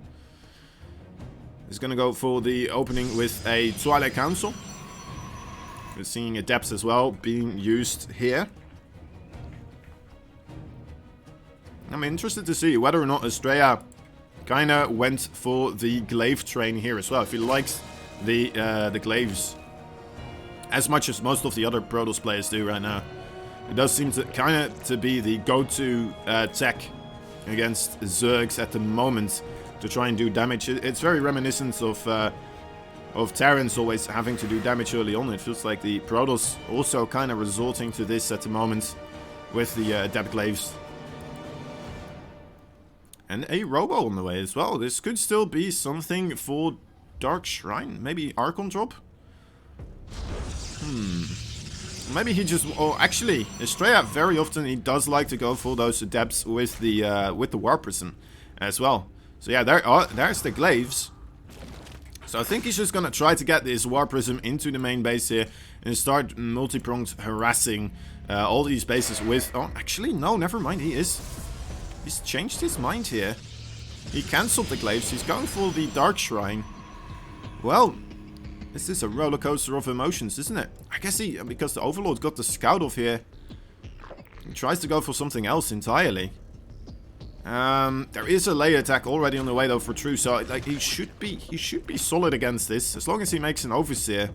But even then, if you don't have the Overseer yet, it doesn't take too long if you already have that layer up and rolling. Oh, let's wait and see that. Robo, still nothing yet. Oh wait, no, actually there is a War Prism, and there's the Adepts coming in. So I guess we're still seeing that. I guess I'm still kind of right. My ego not as bruised and battered as I believed initially. And we're seeing a lot of roaches on the production tab here. True, actually expecting a massive amount of Adepts coming through. But not the case. Must be a little bit worried right now. And yeah, there's two Overseers on the way. After he saw the low amount of Adepts, I think he just immediately assumed that, you know what, I need to be ready for something else that could potentially follow this up. And there we go, 2 Queens do get killed off there. So that's a nice little bit of value being achieved. Another Queen here getting killed. So that's 3 Queens already. And without losing any units here. Very well done by Estrella. Now he's going to be able to follow this up as well with the double Archon dropping if he does swap in another Dark Templar. There it is. Okay, there he goes. Should be able to have a little bit of a follow-up. Usually Zergs don't take too much damage from this anymore though. They definitely have kind of figured out how to hold off against those Archon drops. So these Overlords, for example, a good way to already spot them out. Maybe a bit too far forward as they are going to get picked off now.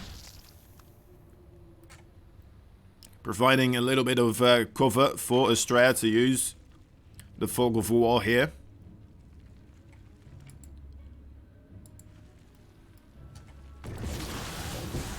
And in he goes. Just hurting those roaches actually. Quite a bit. Not gonna go for the drones whatsoever. Just really wanting to kill off the roaches. That's a lot of micro he's doing.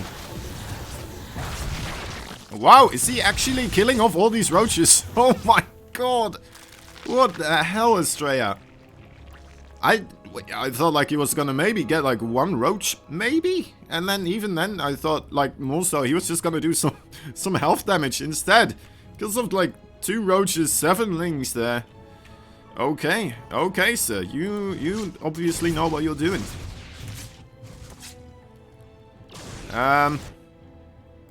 Immortals and Blink as well. Could this be some sort of a attack follow-up here with these gateways on the way?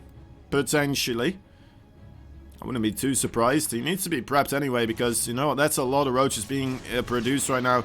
The hallucinated phoenix did get a little bit of a glimpse, but a lot of the roaches here is still kind of hidden in the middle. Let's see. Alright, shield batteries being thrown down. Estrella is pretty much aware that this is coming his way, it seems. He never scouted this this 4th base location. I wouldn't mind him checking it out, and that's exactly what he's doing right now. After seeing there's still no 4th base, this should give him a good idea of what is coming his way. And what is coming his way is 110 supply worth of roaches and ravages, with more links to follow it up with as well. It's going to be a whole lot of trouble pounding on the front door of Estrella here pretty darn soon. Does have immortals, some sentries there, and the shield batteries as well, but is it going to be enough? That is so much Zerg right now. Estrella, he's gonna have to dig deep to try and hold this one off.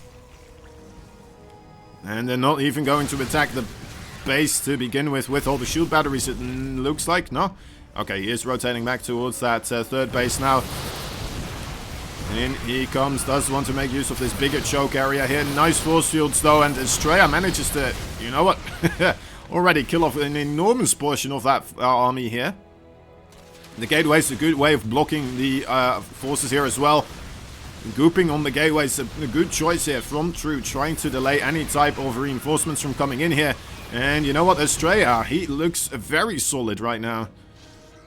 Some of those gateways did get depowered, but I think he does still have a good amount. Yeah, 4 more in his main base. Also still has that robo, of course, and already has a very good amount of forces anyway. It looks like True not expecting to break Estrella anymore, and he is going to go with a follow-up. He's adding in another hatchery here and a spire as well. As he's just kind of keeping Estrella preoccupied under the impression that True is going to be trying to break him here. Those, I mean, the Mutalistic, they definitely could get some damage done with these sources being this preoccupied with the roaches and the Zerglings. True just doesn't want to lose too much of this source. I mean, this is going to be able to pin down the army, mostly the Stalkers as well. And then the Mutalisks are going to be able to swoop in from another angle. And as we can see, I mean, there's nothing here. It could be pretty large. Maybe Estrella kind of aware, though, that there's not that much reinforcements coming in for this army. And he must realize that something could very well be up here. He's trying to get a good scout off. Chasing down the army forces here for True as well. Nice dodges on the Biles. Doesn't take damage there. Zerglings, a huge run by here. Not much to protect against that. As the warping did just take place for Estrella on the other side of the map. He's walking into all these Biles actually as well. And a recall has to take place here. Those links not really having been able to do any damage though. So not too bad, but then again, I mean, the true threat right now for Estrella are those Mutalisk, of course. The Mutalisk being constructed, gonna make their appearance very soon and make their existence known to Estrella after they start hitting those mineral fields. As Estrella's main army is still preoccupied with trying to run down the Roach forces here and the Ravagers, and again taking a little bit of a beating against the Biles here. He's really trying to push back against True, but oh my god. This micro from True is pretty darn nasty. Now, the Mutalisk, they are still just clumping up here. I'm surprised that he hasn't done anything with them. I think he's just preoccupied with the Roach Ravager micro. He manages to bile down an Archon here. And this is a ridiculous situation. Estrella might be able to see these Mutalisk just by trying to chase down those Roaches and everything else. Okay, well, Estrella sees the links moving to the top right. And now rotating towards that new base that he's actually put down. And here it is, the surprise Mutalisk. How many do we have? We have 27 Mutalisk. Good luck against that. Estrella, 34 Stalkers are available, but they are going to have to try and chase down all these Mutalisk here without having much of a defensive structures here. One cannon immediately gets blown up here. The Stalkers trying to catch up as quickly as possible, but look at the amount of workers that are just instantly going down here. 33 so far. Estrella in a lot of trouble right now. Here they come again as well. These Mutalisks still just lurking on the edges of the base here. The Zerglings see nothing's here. The Mutalisks immediately come in to take advantage. And yeah, that's near 50 workers lost right now for Estrella. Estrella just, I mean, I'm not even sure if it's worth trying to get rid of these Mutalisks. I don't think he has much of a choice, as a base trade isn't really going to be the solution here either, it feels like. But he doesn't have much other choice, does he? There's no way you can carry this game onwards for very much longer. You need to try and pin these Mutalisks down. You need to try and force an engagement here somehow, some way. The War Prism is immediately going to get killed off here. There's a Stalker in there as well, unfortunately. And Estrella moving on creep right now. Looks like the Mutalisk. That is just an insane amount. 38 Mutalisk right here. Has Estrella built enough Stalkers to try and combat this?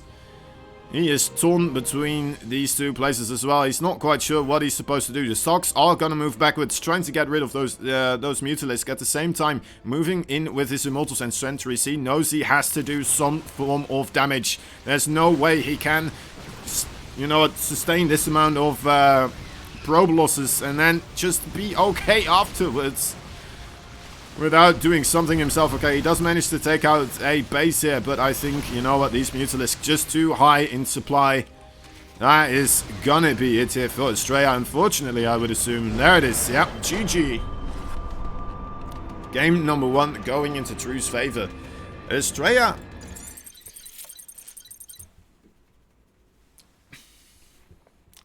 That's a rough one. That is, in fact, a very rough one. Spent so much time trying to chase down the Roaches and Ravagers. Didn't ever really figure out that Mutalisk were on the way. Or just didn't realize the severity of the Mutalisk. Or the just amount that were being built up.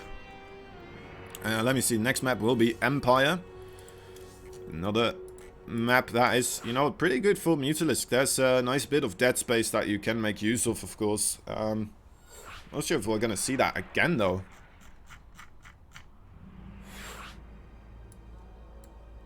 Let's put our players in position here into their gaming chairs.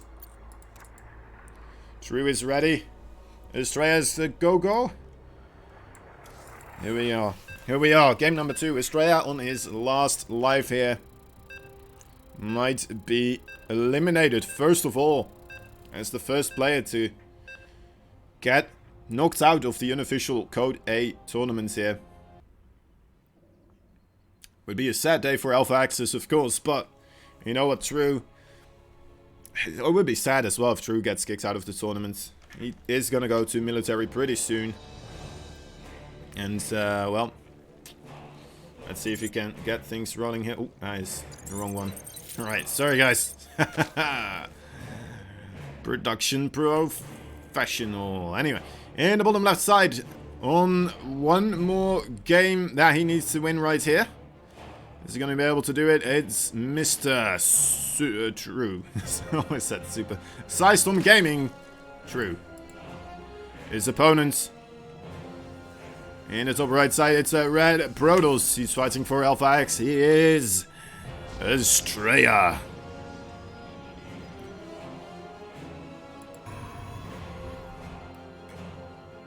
Wait, what?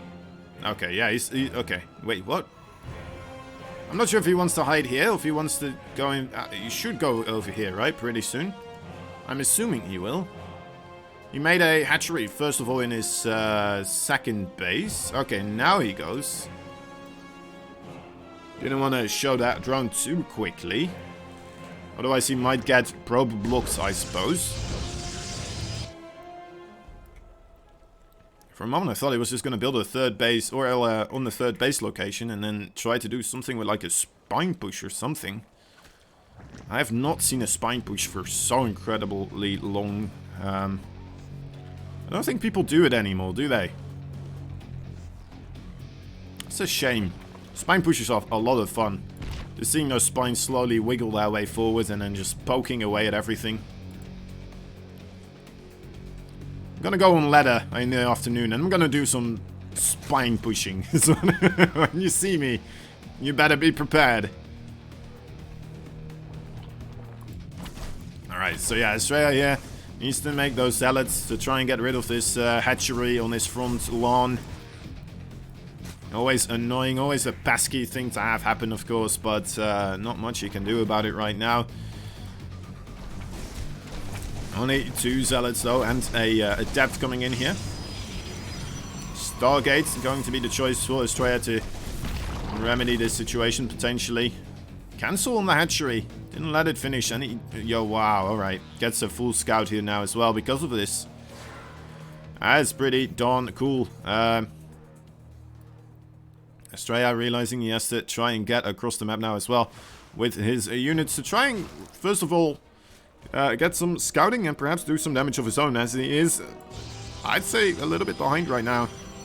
I guess the worker count's still in his favor, but I mean, he's oversaturated here, of course, and super... okay, well, he's oversaturated as well. Doesn't have to be, though. Doesn't have to be. Now, what can Estrella get done with these units that are coming across the map? 2 zealots and an adept. An oracle as well, gonna be coming. I mean, True already scouted out the Stargates here. Let's wait and see. That's too much. That's too much, Doug. Estrella needs to be careful. I'm not sure how long he can really stick around here. Oh, he's gonna try to take on some queens. As long as he stays away from, well, stays on the edge of the creep here, I think he might be okay, but... Interesting, interesting. I mean, he is pulling those queens so further and further away from the mineral line. He's gonna try to do it one more time here. Oh, my dear lord. They ran back at the exact right moment. And now the Oracle comes in, but there are 2 queens here. Let's see how much he can still target down. No, that's 2 so far. That's not that much. Phoenix to clean up the overlords here as well. Another Oracle is gonna get produced by Estrella. As he's moving back with those gateway units. Trying to get more damage with the Oracle. 3 kills in total. 4 kills in total on the workers.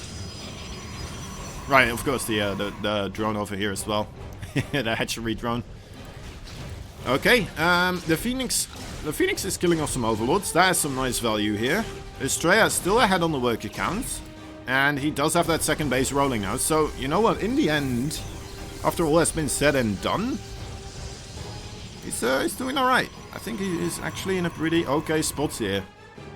If not a favorable spot, actually, for now in the time period. A lay attack on the way as well. So it's a Roach Warren. See what True is planning to do with those 2. That's a lot of queens, isn't it? How many queens do we have right now? 6. How many died? 0. Okay, that's why we have that many. Right, in come the queens.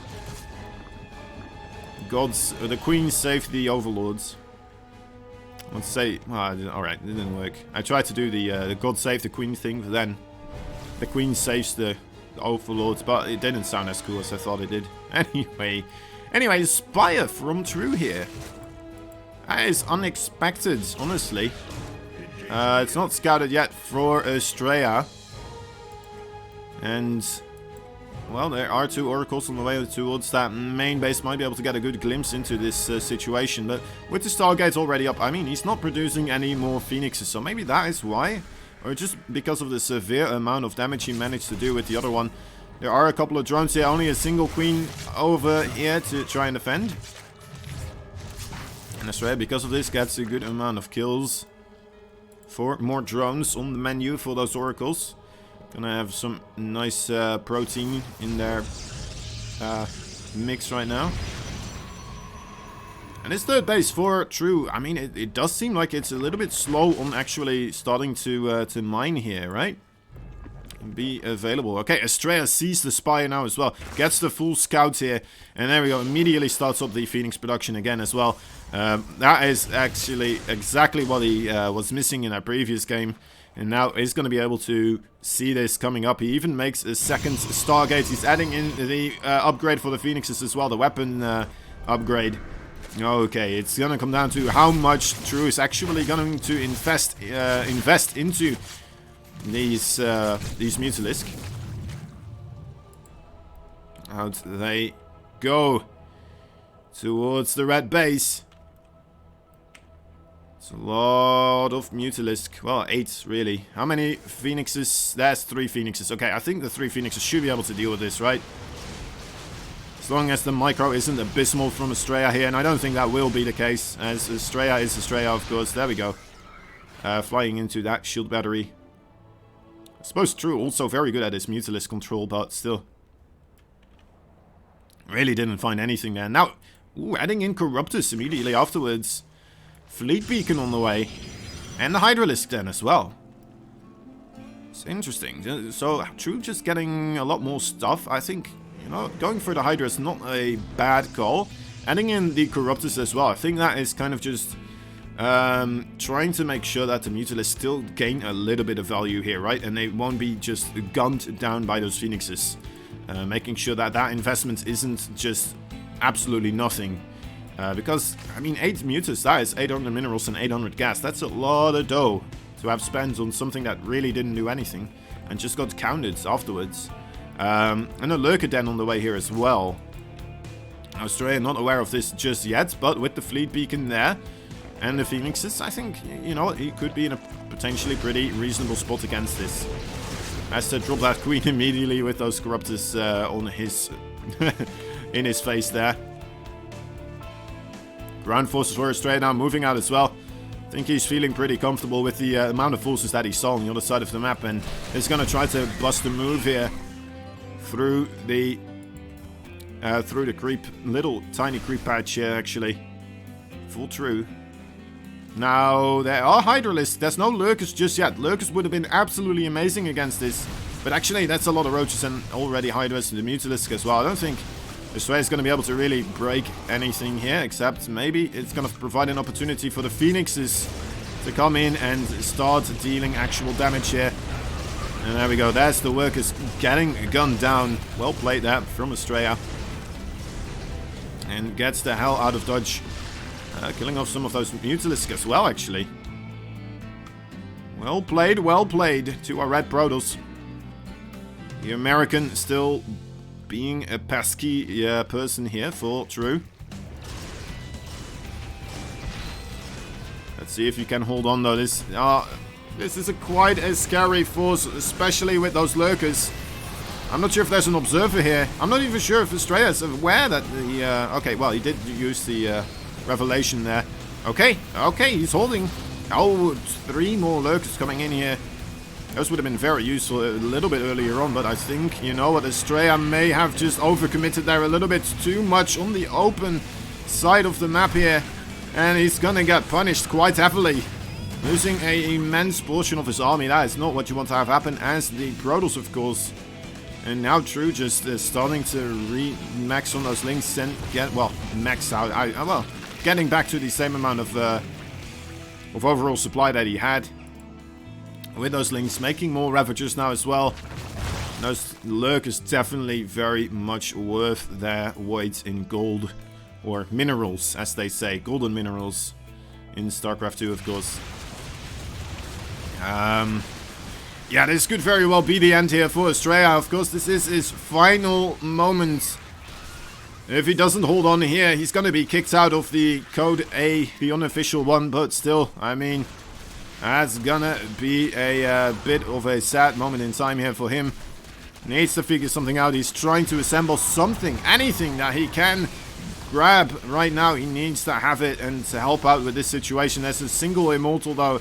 That's everything he has pretty much in his main base. Behind here, a couple of Zealots, Stalkers, and a couple of Archons. Not that much. Shield battery against the Phoenix is now helping out against those Links. Trying to keep that Immortal alive. It's completely drained of energy, though. Nothing left anymore. One more Immortal just in the nick of time, getting out to be gunned down immediately afterwards. And Estrella is killing off some workers here with the units as well. So, not the Phoenixes, were they? I think they just had some Zealot run by. But anyway, Yeah, he's losing this base. He is losing this base for sure. And true, he is sitting comfortably on his 4-base economy. I suppose if all these roaches did die immediately right now, maybe Estrella still has a chance, but they're not going to go down easily without a fight. And I think that's it. GG is called. Estrella has to tap out and has to be the first person eliminated here. True manages to stay in the tournament. And that means we're going to see True versus Percival right here as the deciding match. So that's also pretty cool, actually. We're getting to see all the matchups, aren't we? Except for the mirror matchups, but who cares about those? Who cares about those? Yeah, so far, Super, of course, being the first person to advance. And now, Estrella being the first person to be eliminated. We still have one best of 3 remaining, though, to see who is going to be joining who in the playoffs or out of the tournament. Into the dungeons. We will send them to... the practice dungeons. Anyway, yeah. Oh well. We're gonna have Percival invited into the group here. Let's see what he's up to. Maybe we'll actually get Golden Wall this time around as well. Maybe Purity in Industry. Who knows? I don't think so, as these players also kind of were on the veto train for those 2 maps. So far, at least. But maybe that's just a matchup thing. Who knows? Who knows? Probably most people know. I don't really necessarily know much, so... oh well. Oh well. Alright, as they're doing the vetoes, let's talk about the Matcherino one more time here. I know you guys love hearing me talk about Matcherino, so here we go. Here we go. It is the unofficial Code A Showdown. There we have all our players. This one is actually going to be played, oh dear lord, I should know this. Anyway, it's going to be casted by Creighton. Let me see, actually, it's list of events. I think it's this one, right? Oh no, that's the show matches. Oh boy, that's a copy pasta. Hold up. I'm going to get that up as well. One moment, please.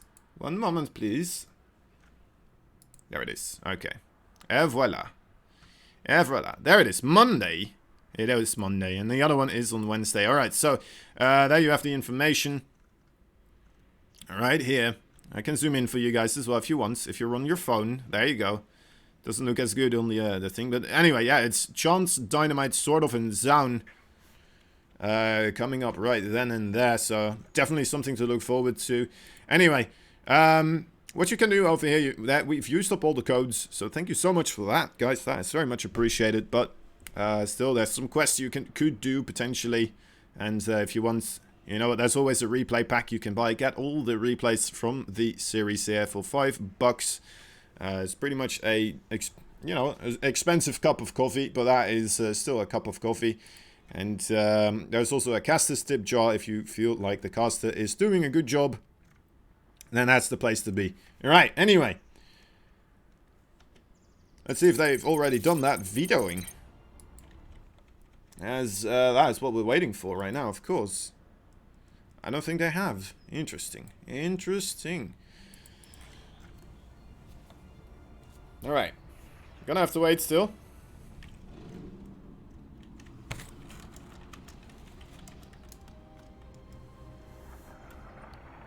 Maybe they did it in whispers, though. That happens sometimes. Maybe they've already done it themselves. Alright, we're just still waiting a little bit then. Unlucky, guys. Unlucky. Alright. There we have it. They can get things started. So, how are we all doing today, guys? I cannot really read whatever you're saying, as sometimes the Afrika thing does cause me to lag a little bit. It's not that much, but it's because you can't see the chat at the same time as you have the stream paused for some reason. I'm not quite sure why that is, but yeah. Oh well. Anyway, I hope you're all having a good time. Hope you're having fun here. We're going to be going into the final deciders match pretty soon. As soon as these guys wake up and start doing the vetoes. I'm not quite sure what's happening.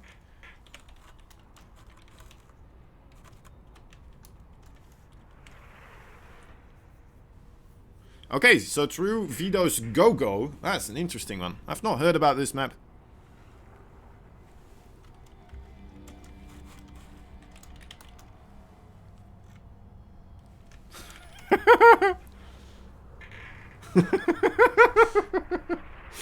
Percival joining through, also spamming Go-Go now. It's just like, yeah, let's play. Let's go. Let's do it. Oh, right. We need maps. Oh, yes. Oh, okay. Okay. Ah, that's a funny one. That's a fun. They're doing it now, though. They've woken up. It's happening.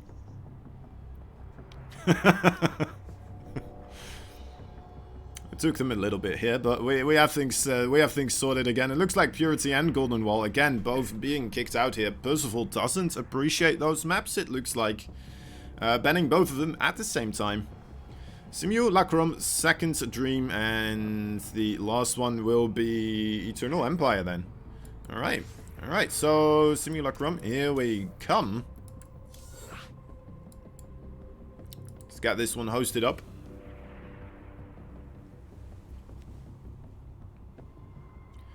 Boom, boom, boom, boom, boom, boom.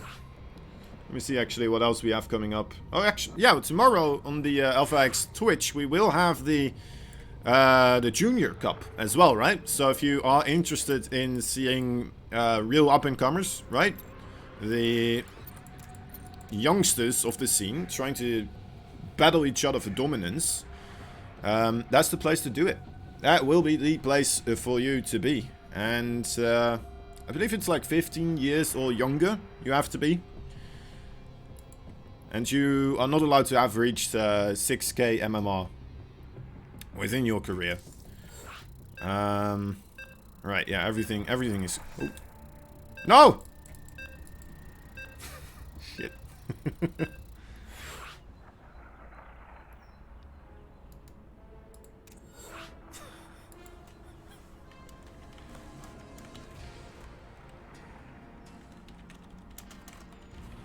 I clicked quit. I was just clicking.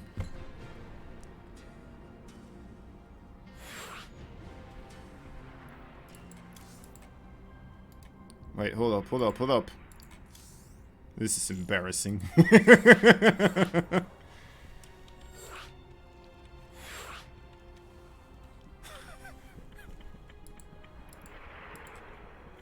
Okay. That really gave me a scare right there. Ah, wow. It was like a micro thing I had to do. Just not press a button and there I am. It's bound to go wrong at some point, right? Murphy's Law, Murphy's Law. Let's just chuck it up to that. It's being distracted, so, you know, you guys are very distracting.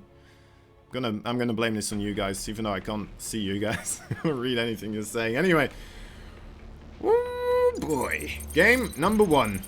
In the top left side, we have a Blue Zerg fighting for Sizestorten Gaming. He is true. Alright, maybe it would be cooler if I said true. In the bottom right side, a red Terran. Still a youngster as well.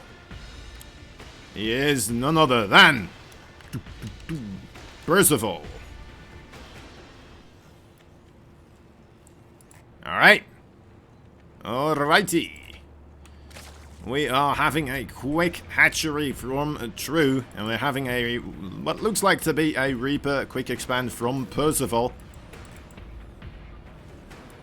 And overlords all over the map, spreading their overlording diseases. Luckily they don't, of course, but so interesting. Anyway. Has anyone else ever, like, when they started playing, thought that the big pouches of those on the sides are actually the Overlord's eyes? Does anyone else? Still, like, when you see them flying around, you still kind of feel that way, don't you? Like, these are the eyes, and then... that's just a weird thing that I don't want to talk about. It's X-rated. Very quick third base as well, actually, from True here. Not going to get blocked by that SCV. The SCV going the wrong way if he wants to block that. He's just going to go across the map back again after scouting that first initial hatchery here. The quick expo. He's going to feel comfortable. He's going to throw that command center down on the low ground. And is he going to be as aggressive as he was in the TVB series that we did see from Percival? That's the question here, of course. Or is he going to be playing a little bit more macro? Maybe he feels more comfortable in this matchup. That always could be the thing here. And then we might see a whole different breed of animal from Percival. So far, though, oh, you know what? This NCV here. It's a barracks. Okay. Well, that kind of answers that question, doesn't it? Very likely for it to actually do be a bit of aggression. I said do be.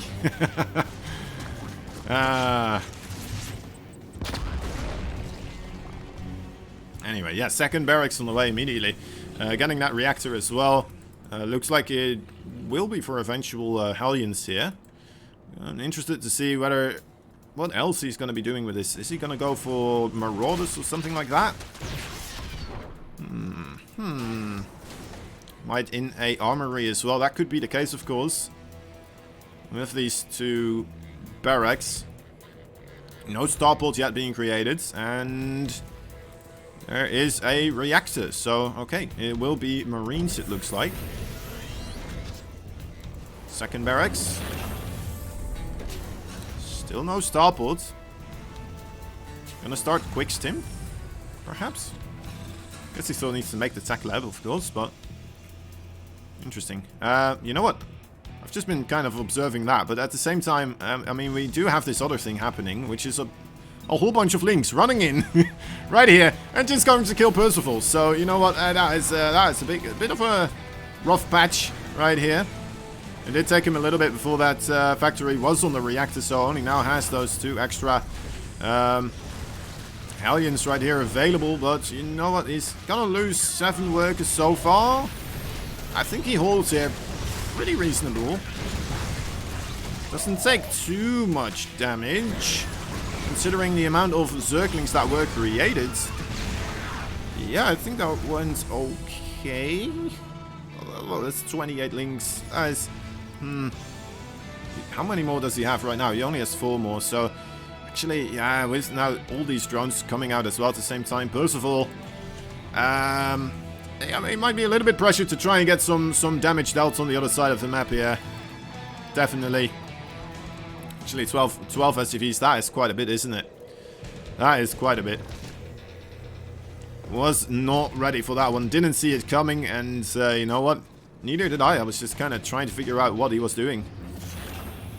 And then, you know what? True just didn't drone up. He unexpectedly just came across the map with a gazillion links, destroying everything. Okay, there is in fact the armory right now, and it looks like it's just going to be Hellion or Hellbat's marine attack here. Doesn't look like he needs to have those Marauders as badly anyway. Although there is already a Baneling Nest, so you know what, Marauders always could be good against those. You won't have the Concussive Shell either to kind of micro against the Queens, or as well as against the Banelings here. Yeah, it looks like True is just kind of already aware that most likely he is going to be pressured here. He sees that there's no third base, there's nothing really in Percival's base, and he saw, of course, with those links that there's 2 racks available right here. And if I already kind of have an idea about what is coming, what Percival is up to, right? The Hellbats, most likely, then True probably knows this as well after getting that full scout. Or at least that's going to be the tingling sensation in his brain telling him, like, oh, this could be Hellbats. Anyway. Yeah, in they come. Marching forwards. They're very stacked up right now. Those Banelings gonna have a good time if they come in right here, right now, and they do. That's all the Hellbats dead. Now just a small patch of Marines remains, and that is just absolutely destroyed here. Alrighty, that is a rough start for Percival. He's gonna have to try and find some other way to really get his claws back into this game here. That one is not going to be as easy as it looked. Yeah, Halbert's just being blown up by those banelings a little bit too quickly, too efficiently. And this is one of the ways where I thought, like, alright, he's gonna have to use those medevacts for drops and stuff like that. Multi-pronged harassment. And True already on the ball as well for that one. Just sending links and banelings everywhere. He's ready. He's ready, man. He is not gonna die anytime soon. Yeah. He's got so many workers right now as well. 67. A healthy creep spread as well. I think True is having a wonderful game here so far against our Terran player. And, you know what? First of all, he does have that third base right now. He's going to try to secure it here as well with the help of the siege tank. Spire on the way for Mr. True. More barracks coming up. I mean, yeah. It's still a little bit of one of those situations where if Percival doesn't manage to really get something done across the map here, but True is just going to run away with this game. He is just going to be able to go untouched and drone up like mad. Be able to absolutely destroy his opponent just through sheer numbers. Or counterattacks, because, you know what, he has more bases anyway. And there we go, that is a rough bit of damage as well. Once more being taken by Percival. He is going to be able to take out this base over here.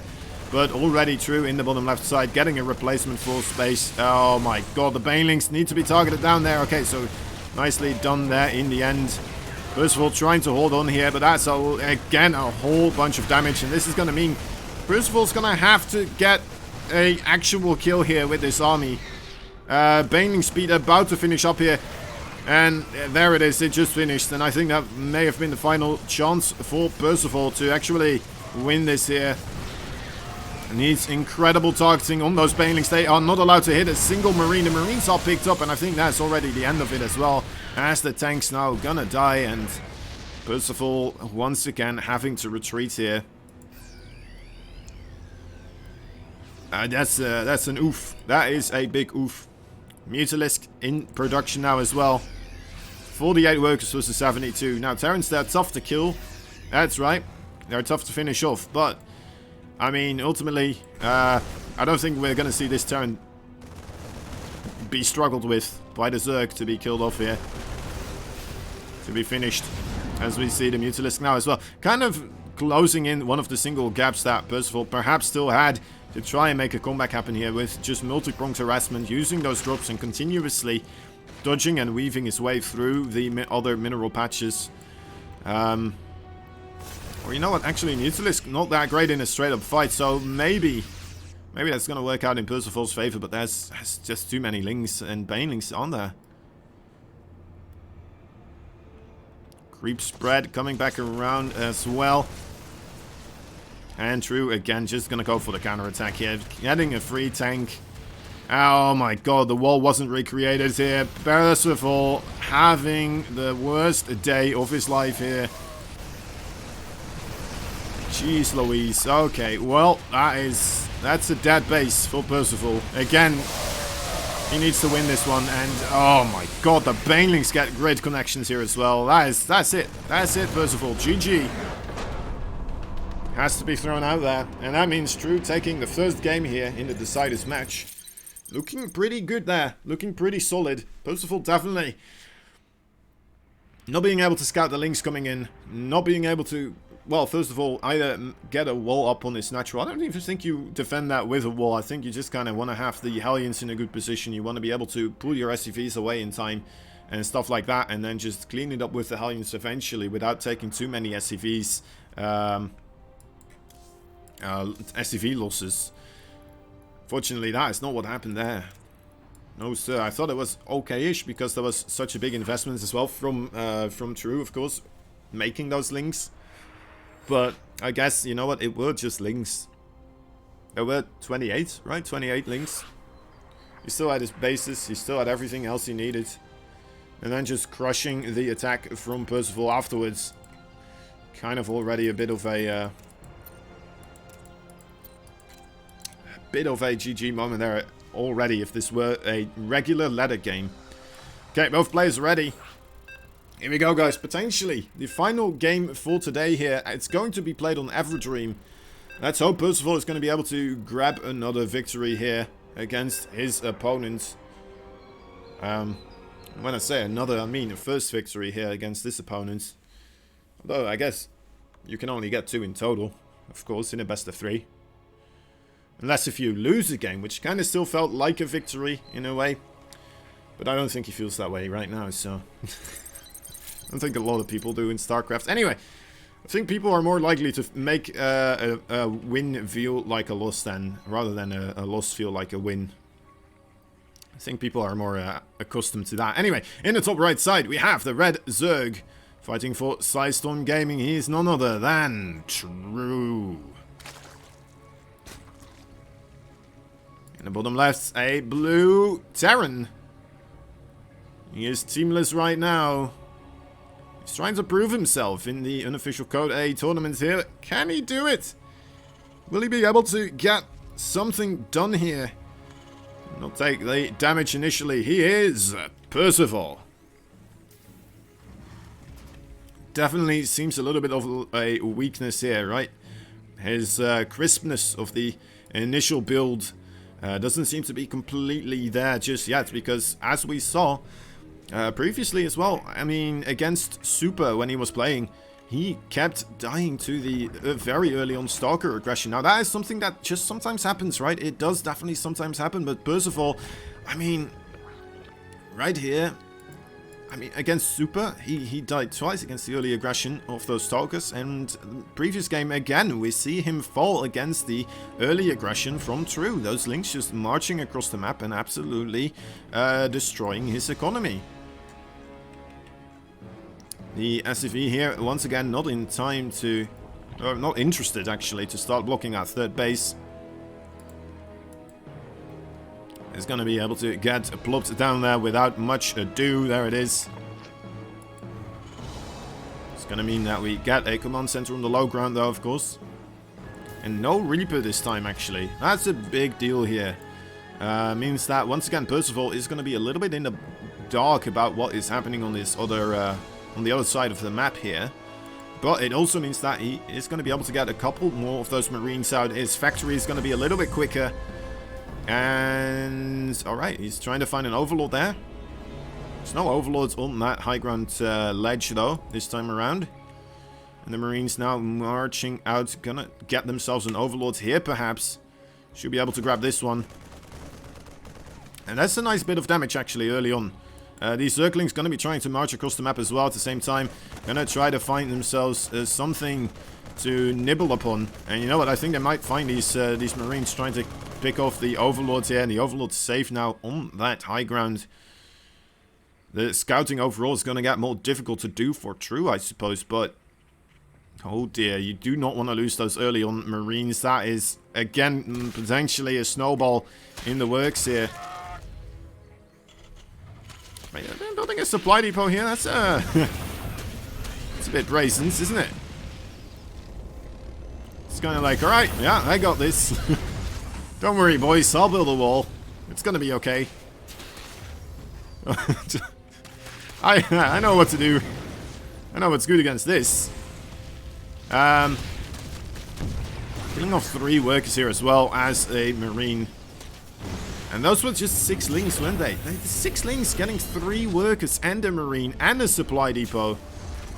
Things absolutely falling apart here for Percival. That is, again, this very early on aggression taking damage from it. And just being in a very awkward spot immediately right from the bat.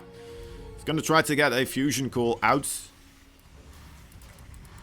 With, going to try to make those battle cruisers, of course. Didn't get scouted by True, so he's still in the dark about that one. But, yeah, okay, he doesn't know at all. He doesn't know at all, but I wouldn't be surprised if he does manage to still get a scout off here with Overlord speed already being out and about. Might not want to send this Overlord in, though. It's quite low.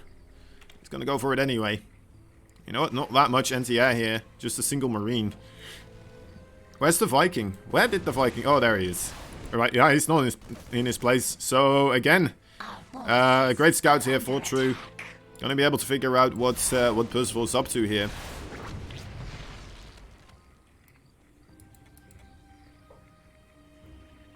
Not much of a mystery left there for True to discover. Guess these Hellions are a bit of a surprise. He does have 2 queens here, 2 queens in each base. Those 2 links actually managing to block those Hellions for a little bit here. We need to see a block and Evo chamber coming down. It's not in time. Actually, these Hellions might be able to do quite a bit here. Queen's not in a great position to hold that off. 7 workers. I mean, it's a start. It's something to build off.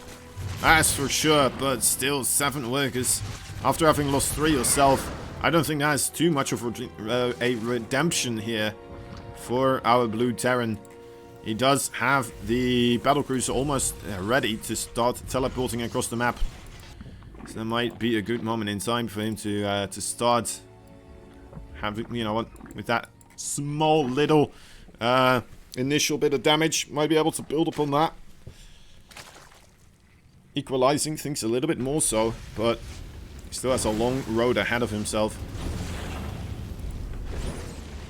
There's the battlecruiser teleporting into the main base. Spore crawlers are available pretty much everywhere, and the queens are very close by here.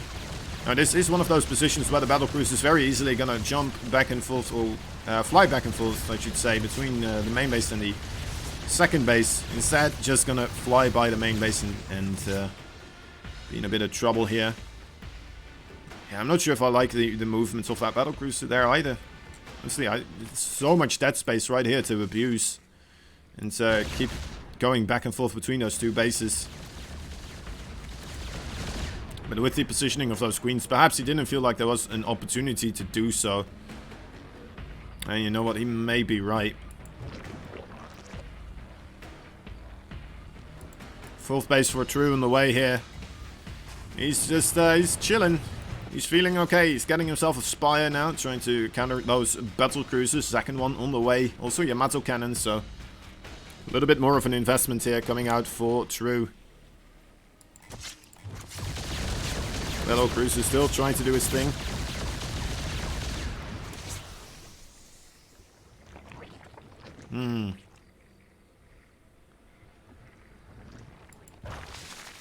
Yeah. So how many workers did he kill in total? 11. 11 workers. I'd say that was a good amount. Or a reasonable amount. And then because he lost the 3 of his own. And I feel like True is just a little bit more favorite here. Not sure if it's going to be enough. He's still gonna have to prove himself here. Make another move. To really get some damage out. He is getting a fairly quick 4th base actually though. That's rather nice, and he's just gonna go straight up into mech as well actually. Okay, you know what? I'm not too worried for Percival's situation actually right now. With that 4th base coming down, as long as he doesn't take damage there. Which it is still a little bit open here. But it's keeping True on his side of the map, using those Hellions and using those battle cruisers. That's 12 corruptors on the production tab though. That's a scary amount for those. How many? 2 battle cruisers with a 3rd one on the way. This base definitely potential run-by location for those Hellions to abuse. 2 battle cruisers flying into 6 queens here. Don't see that every day. 6 queens just chilling on the ledge in the main base. Gaining more and more energy for all sorts of transfusions. Alright, oh, that is 1 battlecruiser just barely escaping with an inch of health, and a 2nd one as well. Wait, where's the other one? Oh, there he is. Okay, well, holy moly, that is close. Look at that. That was like 11 HP, and I think the other one also like around 10 or maybe less. I have no idea. That was very clutch. Extremely clutch. But you know what? They are still alive. Hellions trying to make something work here. That's Roaches, being able to move them backwards. More Hellions coming in for this other base, but with the Roach speed on the creep, looks like he's more than prepared.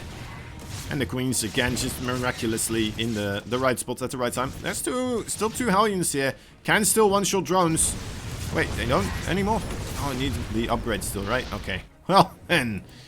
It's a long time ago. It's a long time ago since I saw Blue Flame. 5 workers do go down here on the 3 o'clock.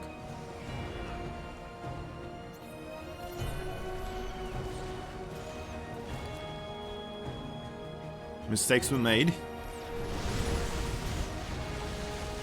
Only 2 Corruptors here. Where are the rest of the Corruptors? I mean, he has 20. There they are. Being chased off by the Cyclones. Some nice zoning there by Percival.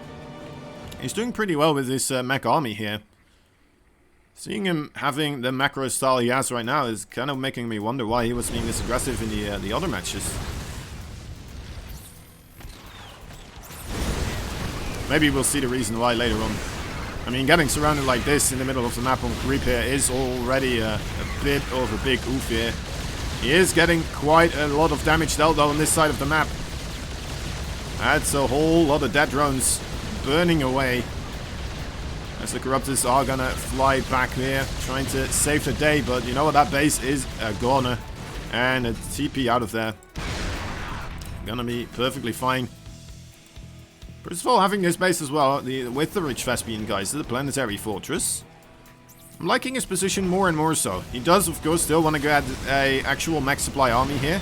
Losing the battle mech there in the middle of the map, I'm not sure, maybe that was too much though. But you know what, with the siege tanks... Yeah, I mean, it's a rough one to call, but... Maybe I just shouldn't call it at all. That's what I should do. Corruptors trying to find anything here. Any other battlecruisers they can try to take down. No more battlecruisers remaining right now. Using that corrosive bile on the factory with the tech lab. And now Mutalisk on the map right here.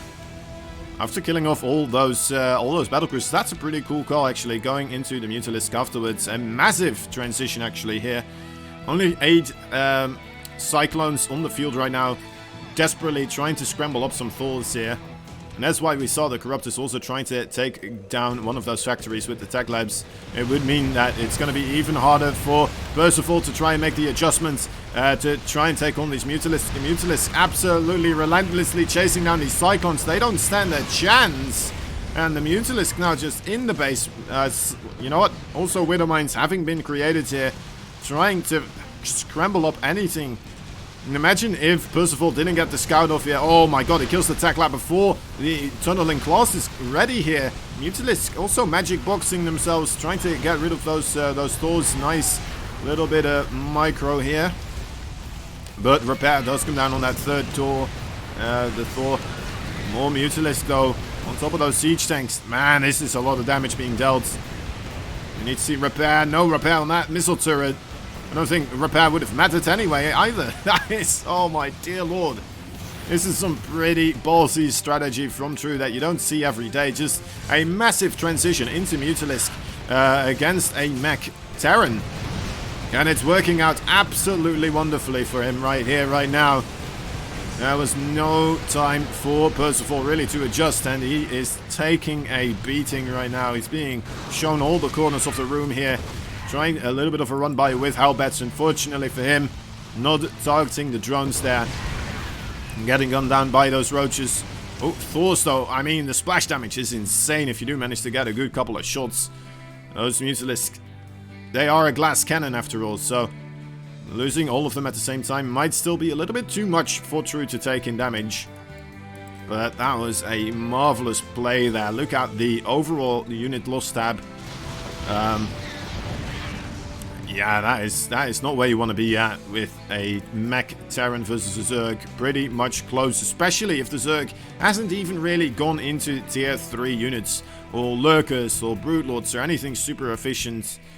I'm not even sure if broodlords would be the right call here because of course all the Thors being added into the mix.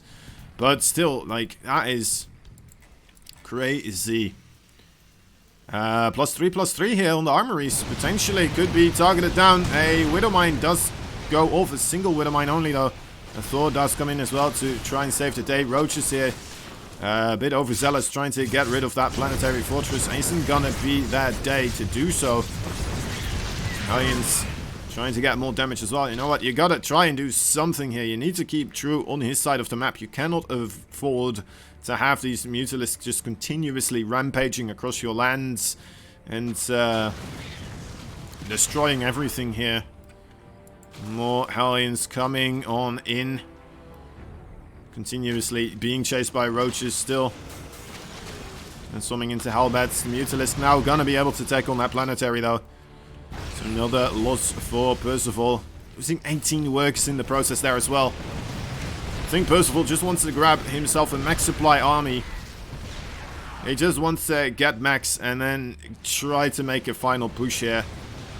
As he's just continuously being slammed into the dirt here.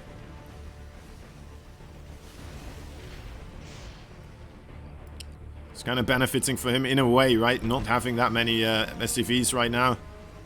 Giving him more supply to use for Thors and for siege tanks. Space absolutely exposed though as well. I think that was a cancel actually.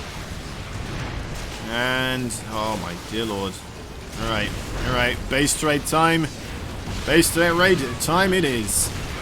These siege tanks, oh, that is such a rough one. It would have been amazing having these siege tanks right now on the high ground here. Instead, first of all, focused on the attack, on the offensive, trying to get work done on the other side of the map here. True, he is still in a really good spot though. Having quite a lot of bases. I'm not quite sure if he can actually deal with the Terran army at the moment. Especially when it's in between your bases. That's going to become very, very difficult. And if you lose roaches like this one by one as well, single file, that is very problematic as well. But, I mean, at the same time, what can really deal with the Zerg army right now? That is on top of his production. He's not going to be able to get any more reinforcements. True, though, on the other hand, of course, all he needs is a hatchery here. One single siege tank on this base. And Percival splitting up his forces. That is, again, a very risky move here. The Thors and the siege tanks both going different ways here. The siege tanks as well being this close to the ramp. That, well, okay. Alrighty. They do manage to take out another base here. The roaches and the Mutalisk cleaning up the production facilities. They are trying to fly back to some place where they are able to build anything, something. Anything Percival can do still with the money that he does still have would be amazing, of course, but... Oh, my dear lord. Army supply for Percival is dwindling. The bases for True are dwindling as well, but he still has a base building in the bottom right side. Percival, of course, is going to be able to fly his buildings wherever he wants to. Or at least most of them. He still has a good couple of bases there as well. On the left side. You know what? Overall, army value-wise, Percival, he's looking pretty good, right? The Thors, I think the Thors are still plentiful enough. 5 Thors versus 22 Mutalisk. Oh, my dear lord. Okay, I'm not quite sure anymore. That is a very scary amount of Mutalisk. Maybe if they fly into some sort of a Widow Mine. There's no more Widow Mines. Alright. There's missile turrets though, but I don't think True's going to be taking too much damage here. It's a race. It's an absolute race here. Percival has to try and get all the bases killed off here for True. True still though on 700 minerals and a good amount of drones here in the bottom right side. There is another base here just mining away. Mules being thrown down. One drone being able to start the offensive there. And this is getting pretty ridiculous here, guys. Mutalisk do manage to take out another planetary fortress here. The Roaches getting rid of all the missile turrets. True being very efficient with this offensive force that he does still have. Oh, he still has an extractor here as well, and the Spire. Percival didn't get rid of those. There's still a lot of drones here as well. I mean, this should be True's game, right? It should be. I feel like there is not much Percival can do, honestly. But, oh my dear. Oh, he knows about this base as well. He saw the creep. He saw the extractor here. Needs to get rid of that one if he wants to win this one. Okay, sends one Thor over. Alright, we are clenching our buttocks right now, guys. This is looking like we're gonna get the engagement we've been waiting for. Are those Thors gonna get a massive shot on those Mutalisks as they are getting clumped up? Alright, no, true. Too quick on running away with that one. The Orbital is not allowed to leave the site of those Thors anymore. One more Thor at the top, of course, is gonna be able to pick off the extractor, but still in a bit of trouble here. As the Mutalisk now getting rid of that one. Well done, Mutalisk. Another extractor being killed off here in the base of Percival, but at the same time, another hatchery in the top left, another hatchery here in the bottom right. The two remaining structures for True. He's not mining at all whatsoever anymore, but how are you going to be able to move across the map here?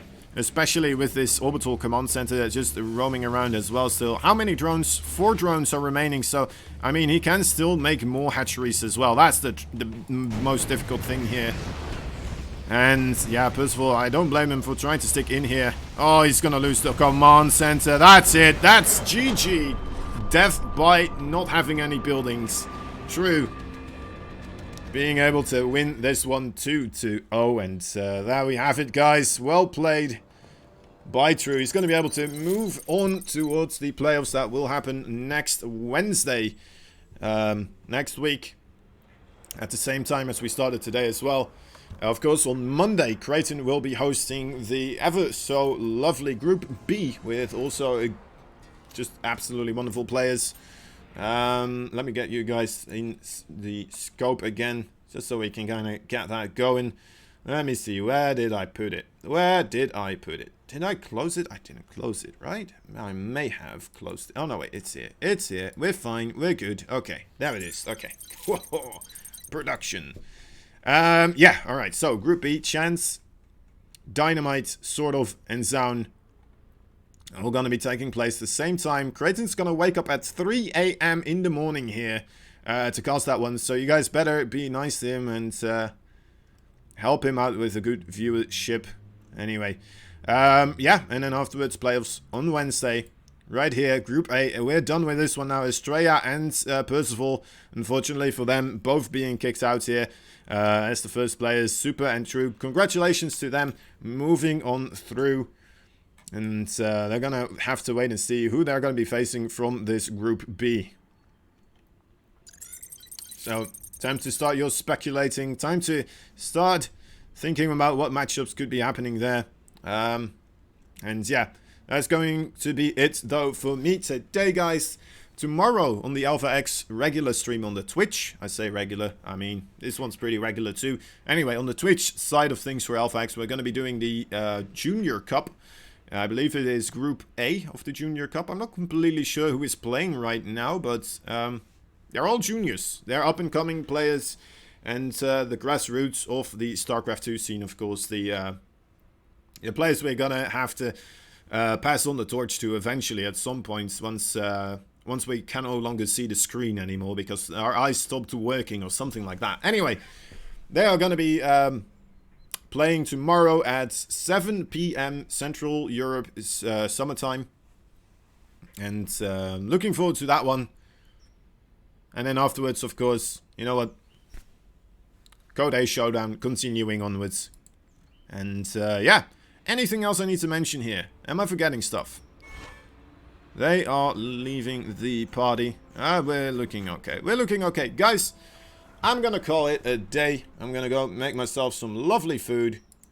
Have one more message. And yeah, thanks for watching. See you all later. Have a good one. Love you too. Bye bye. That's the wrong button, Kozen. Well done. Well done. There you go.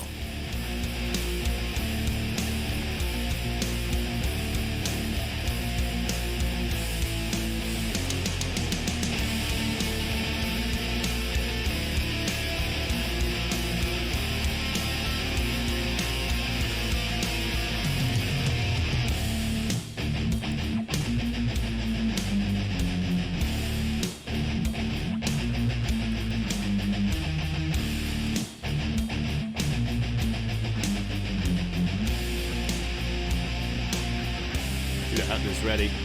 Should have had this ready. Alright, hold up. Want to do a nice outro here. But, yeah, you know me. I don't do good things. There we go. Alright, screw it. There it is. Okay. Lovely, guys. Talk to you later. Bye-bye.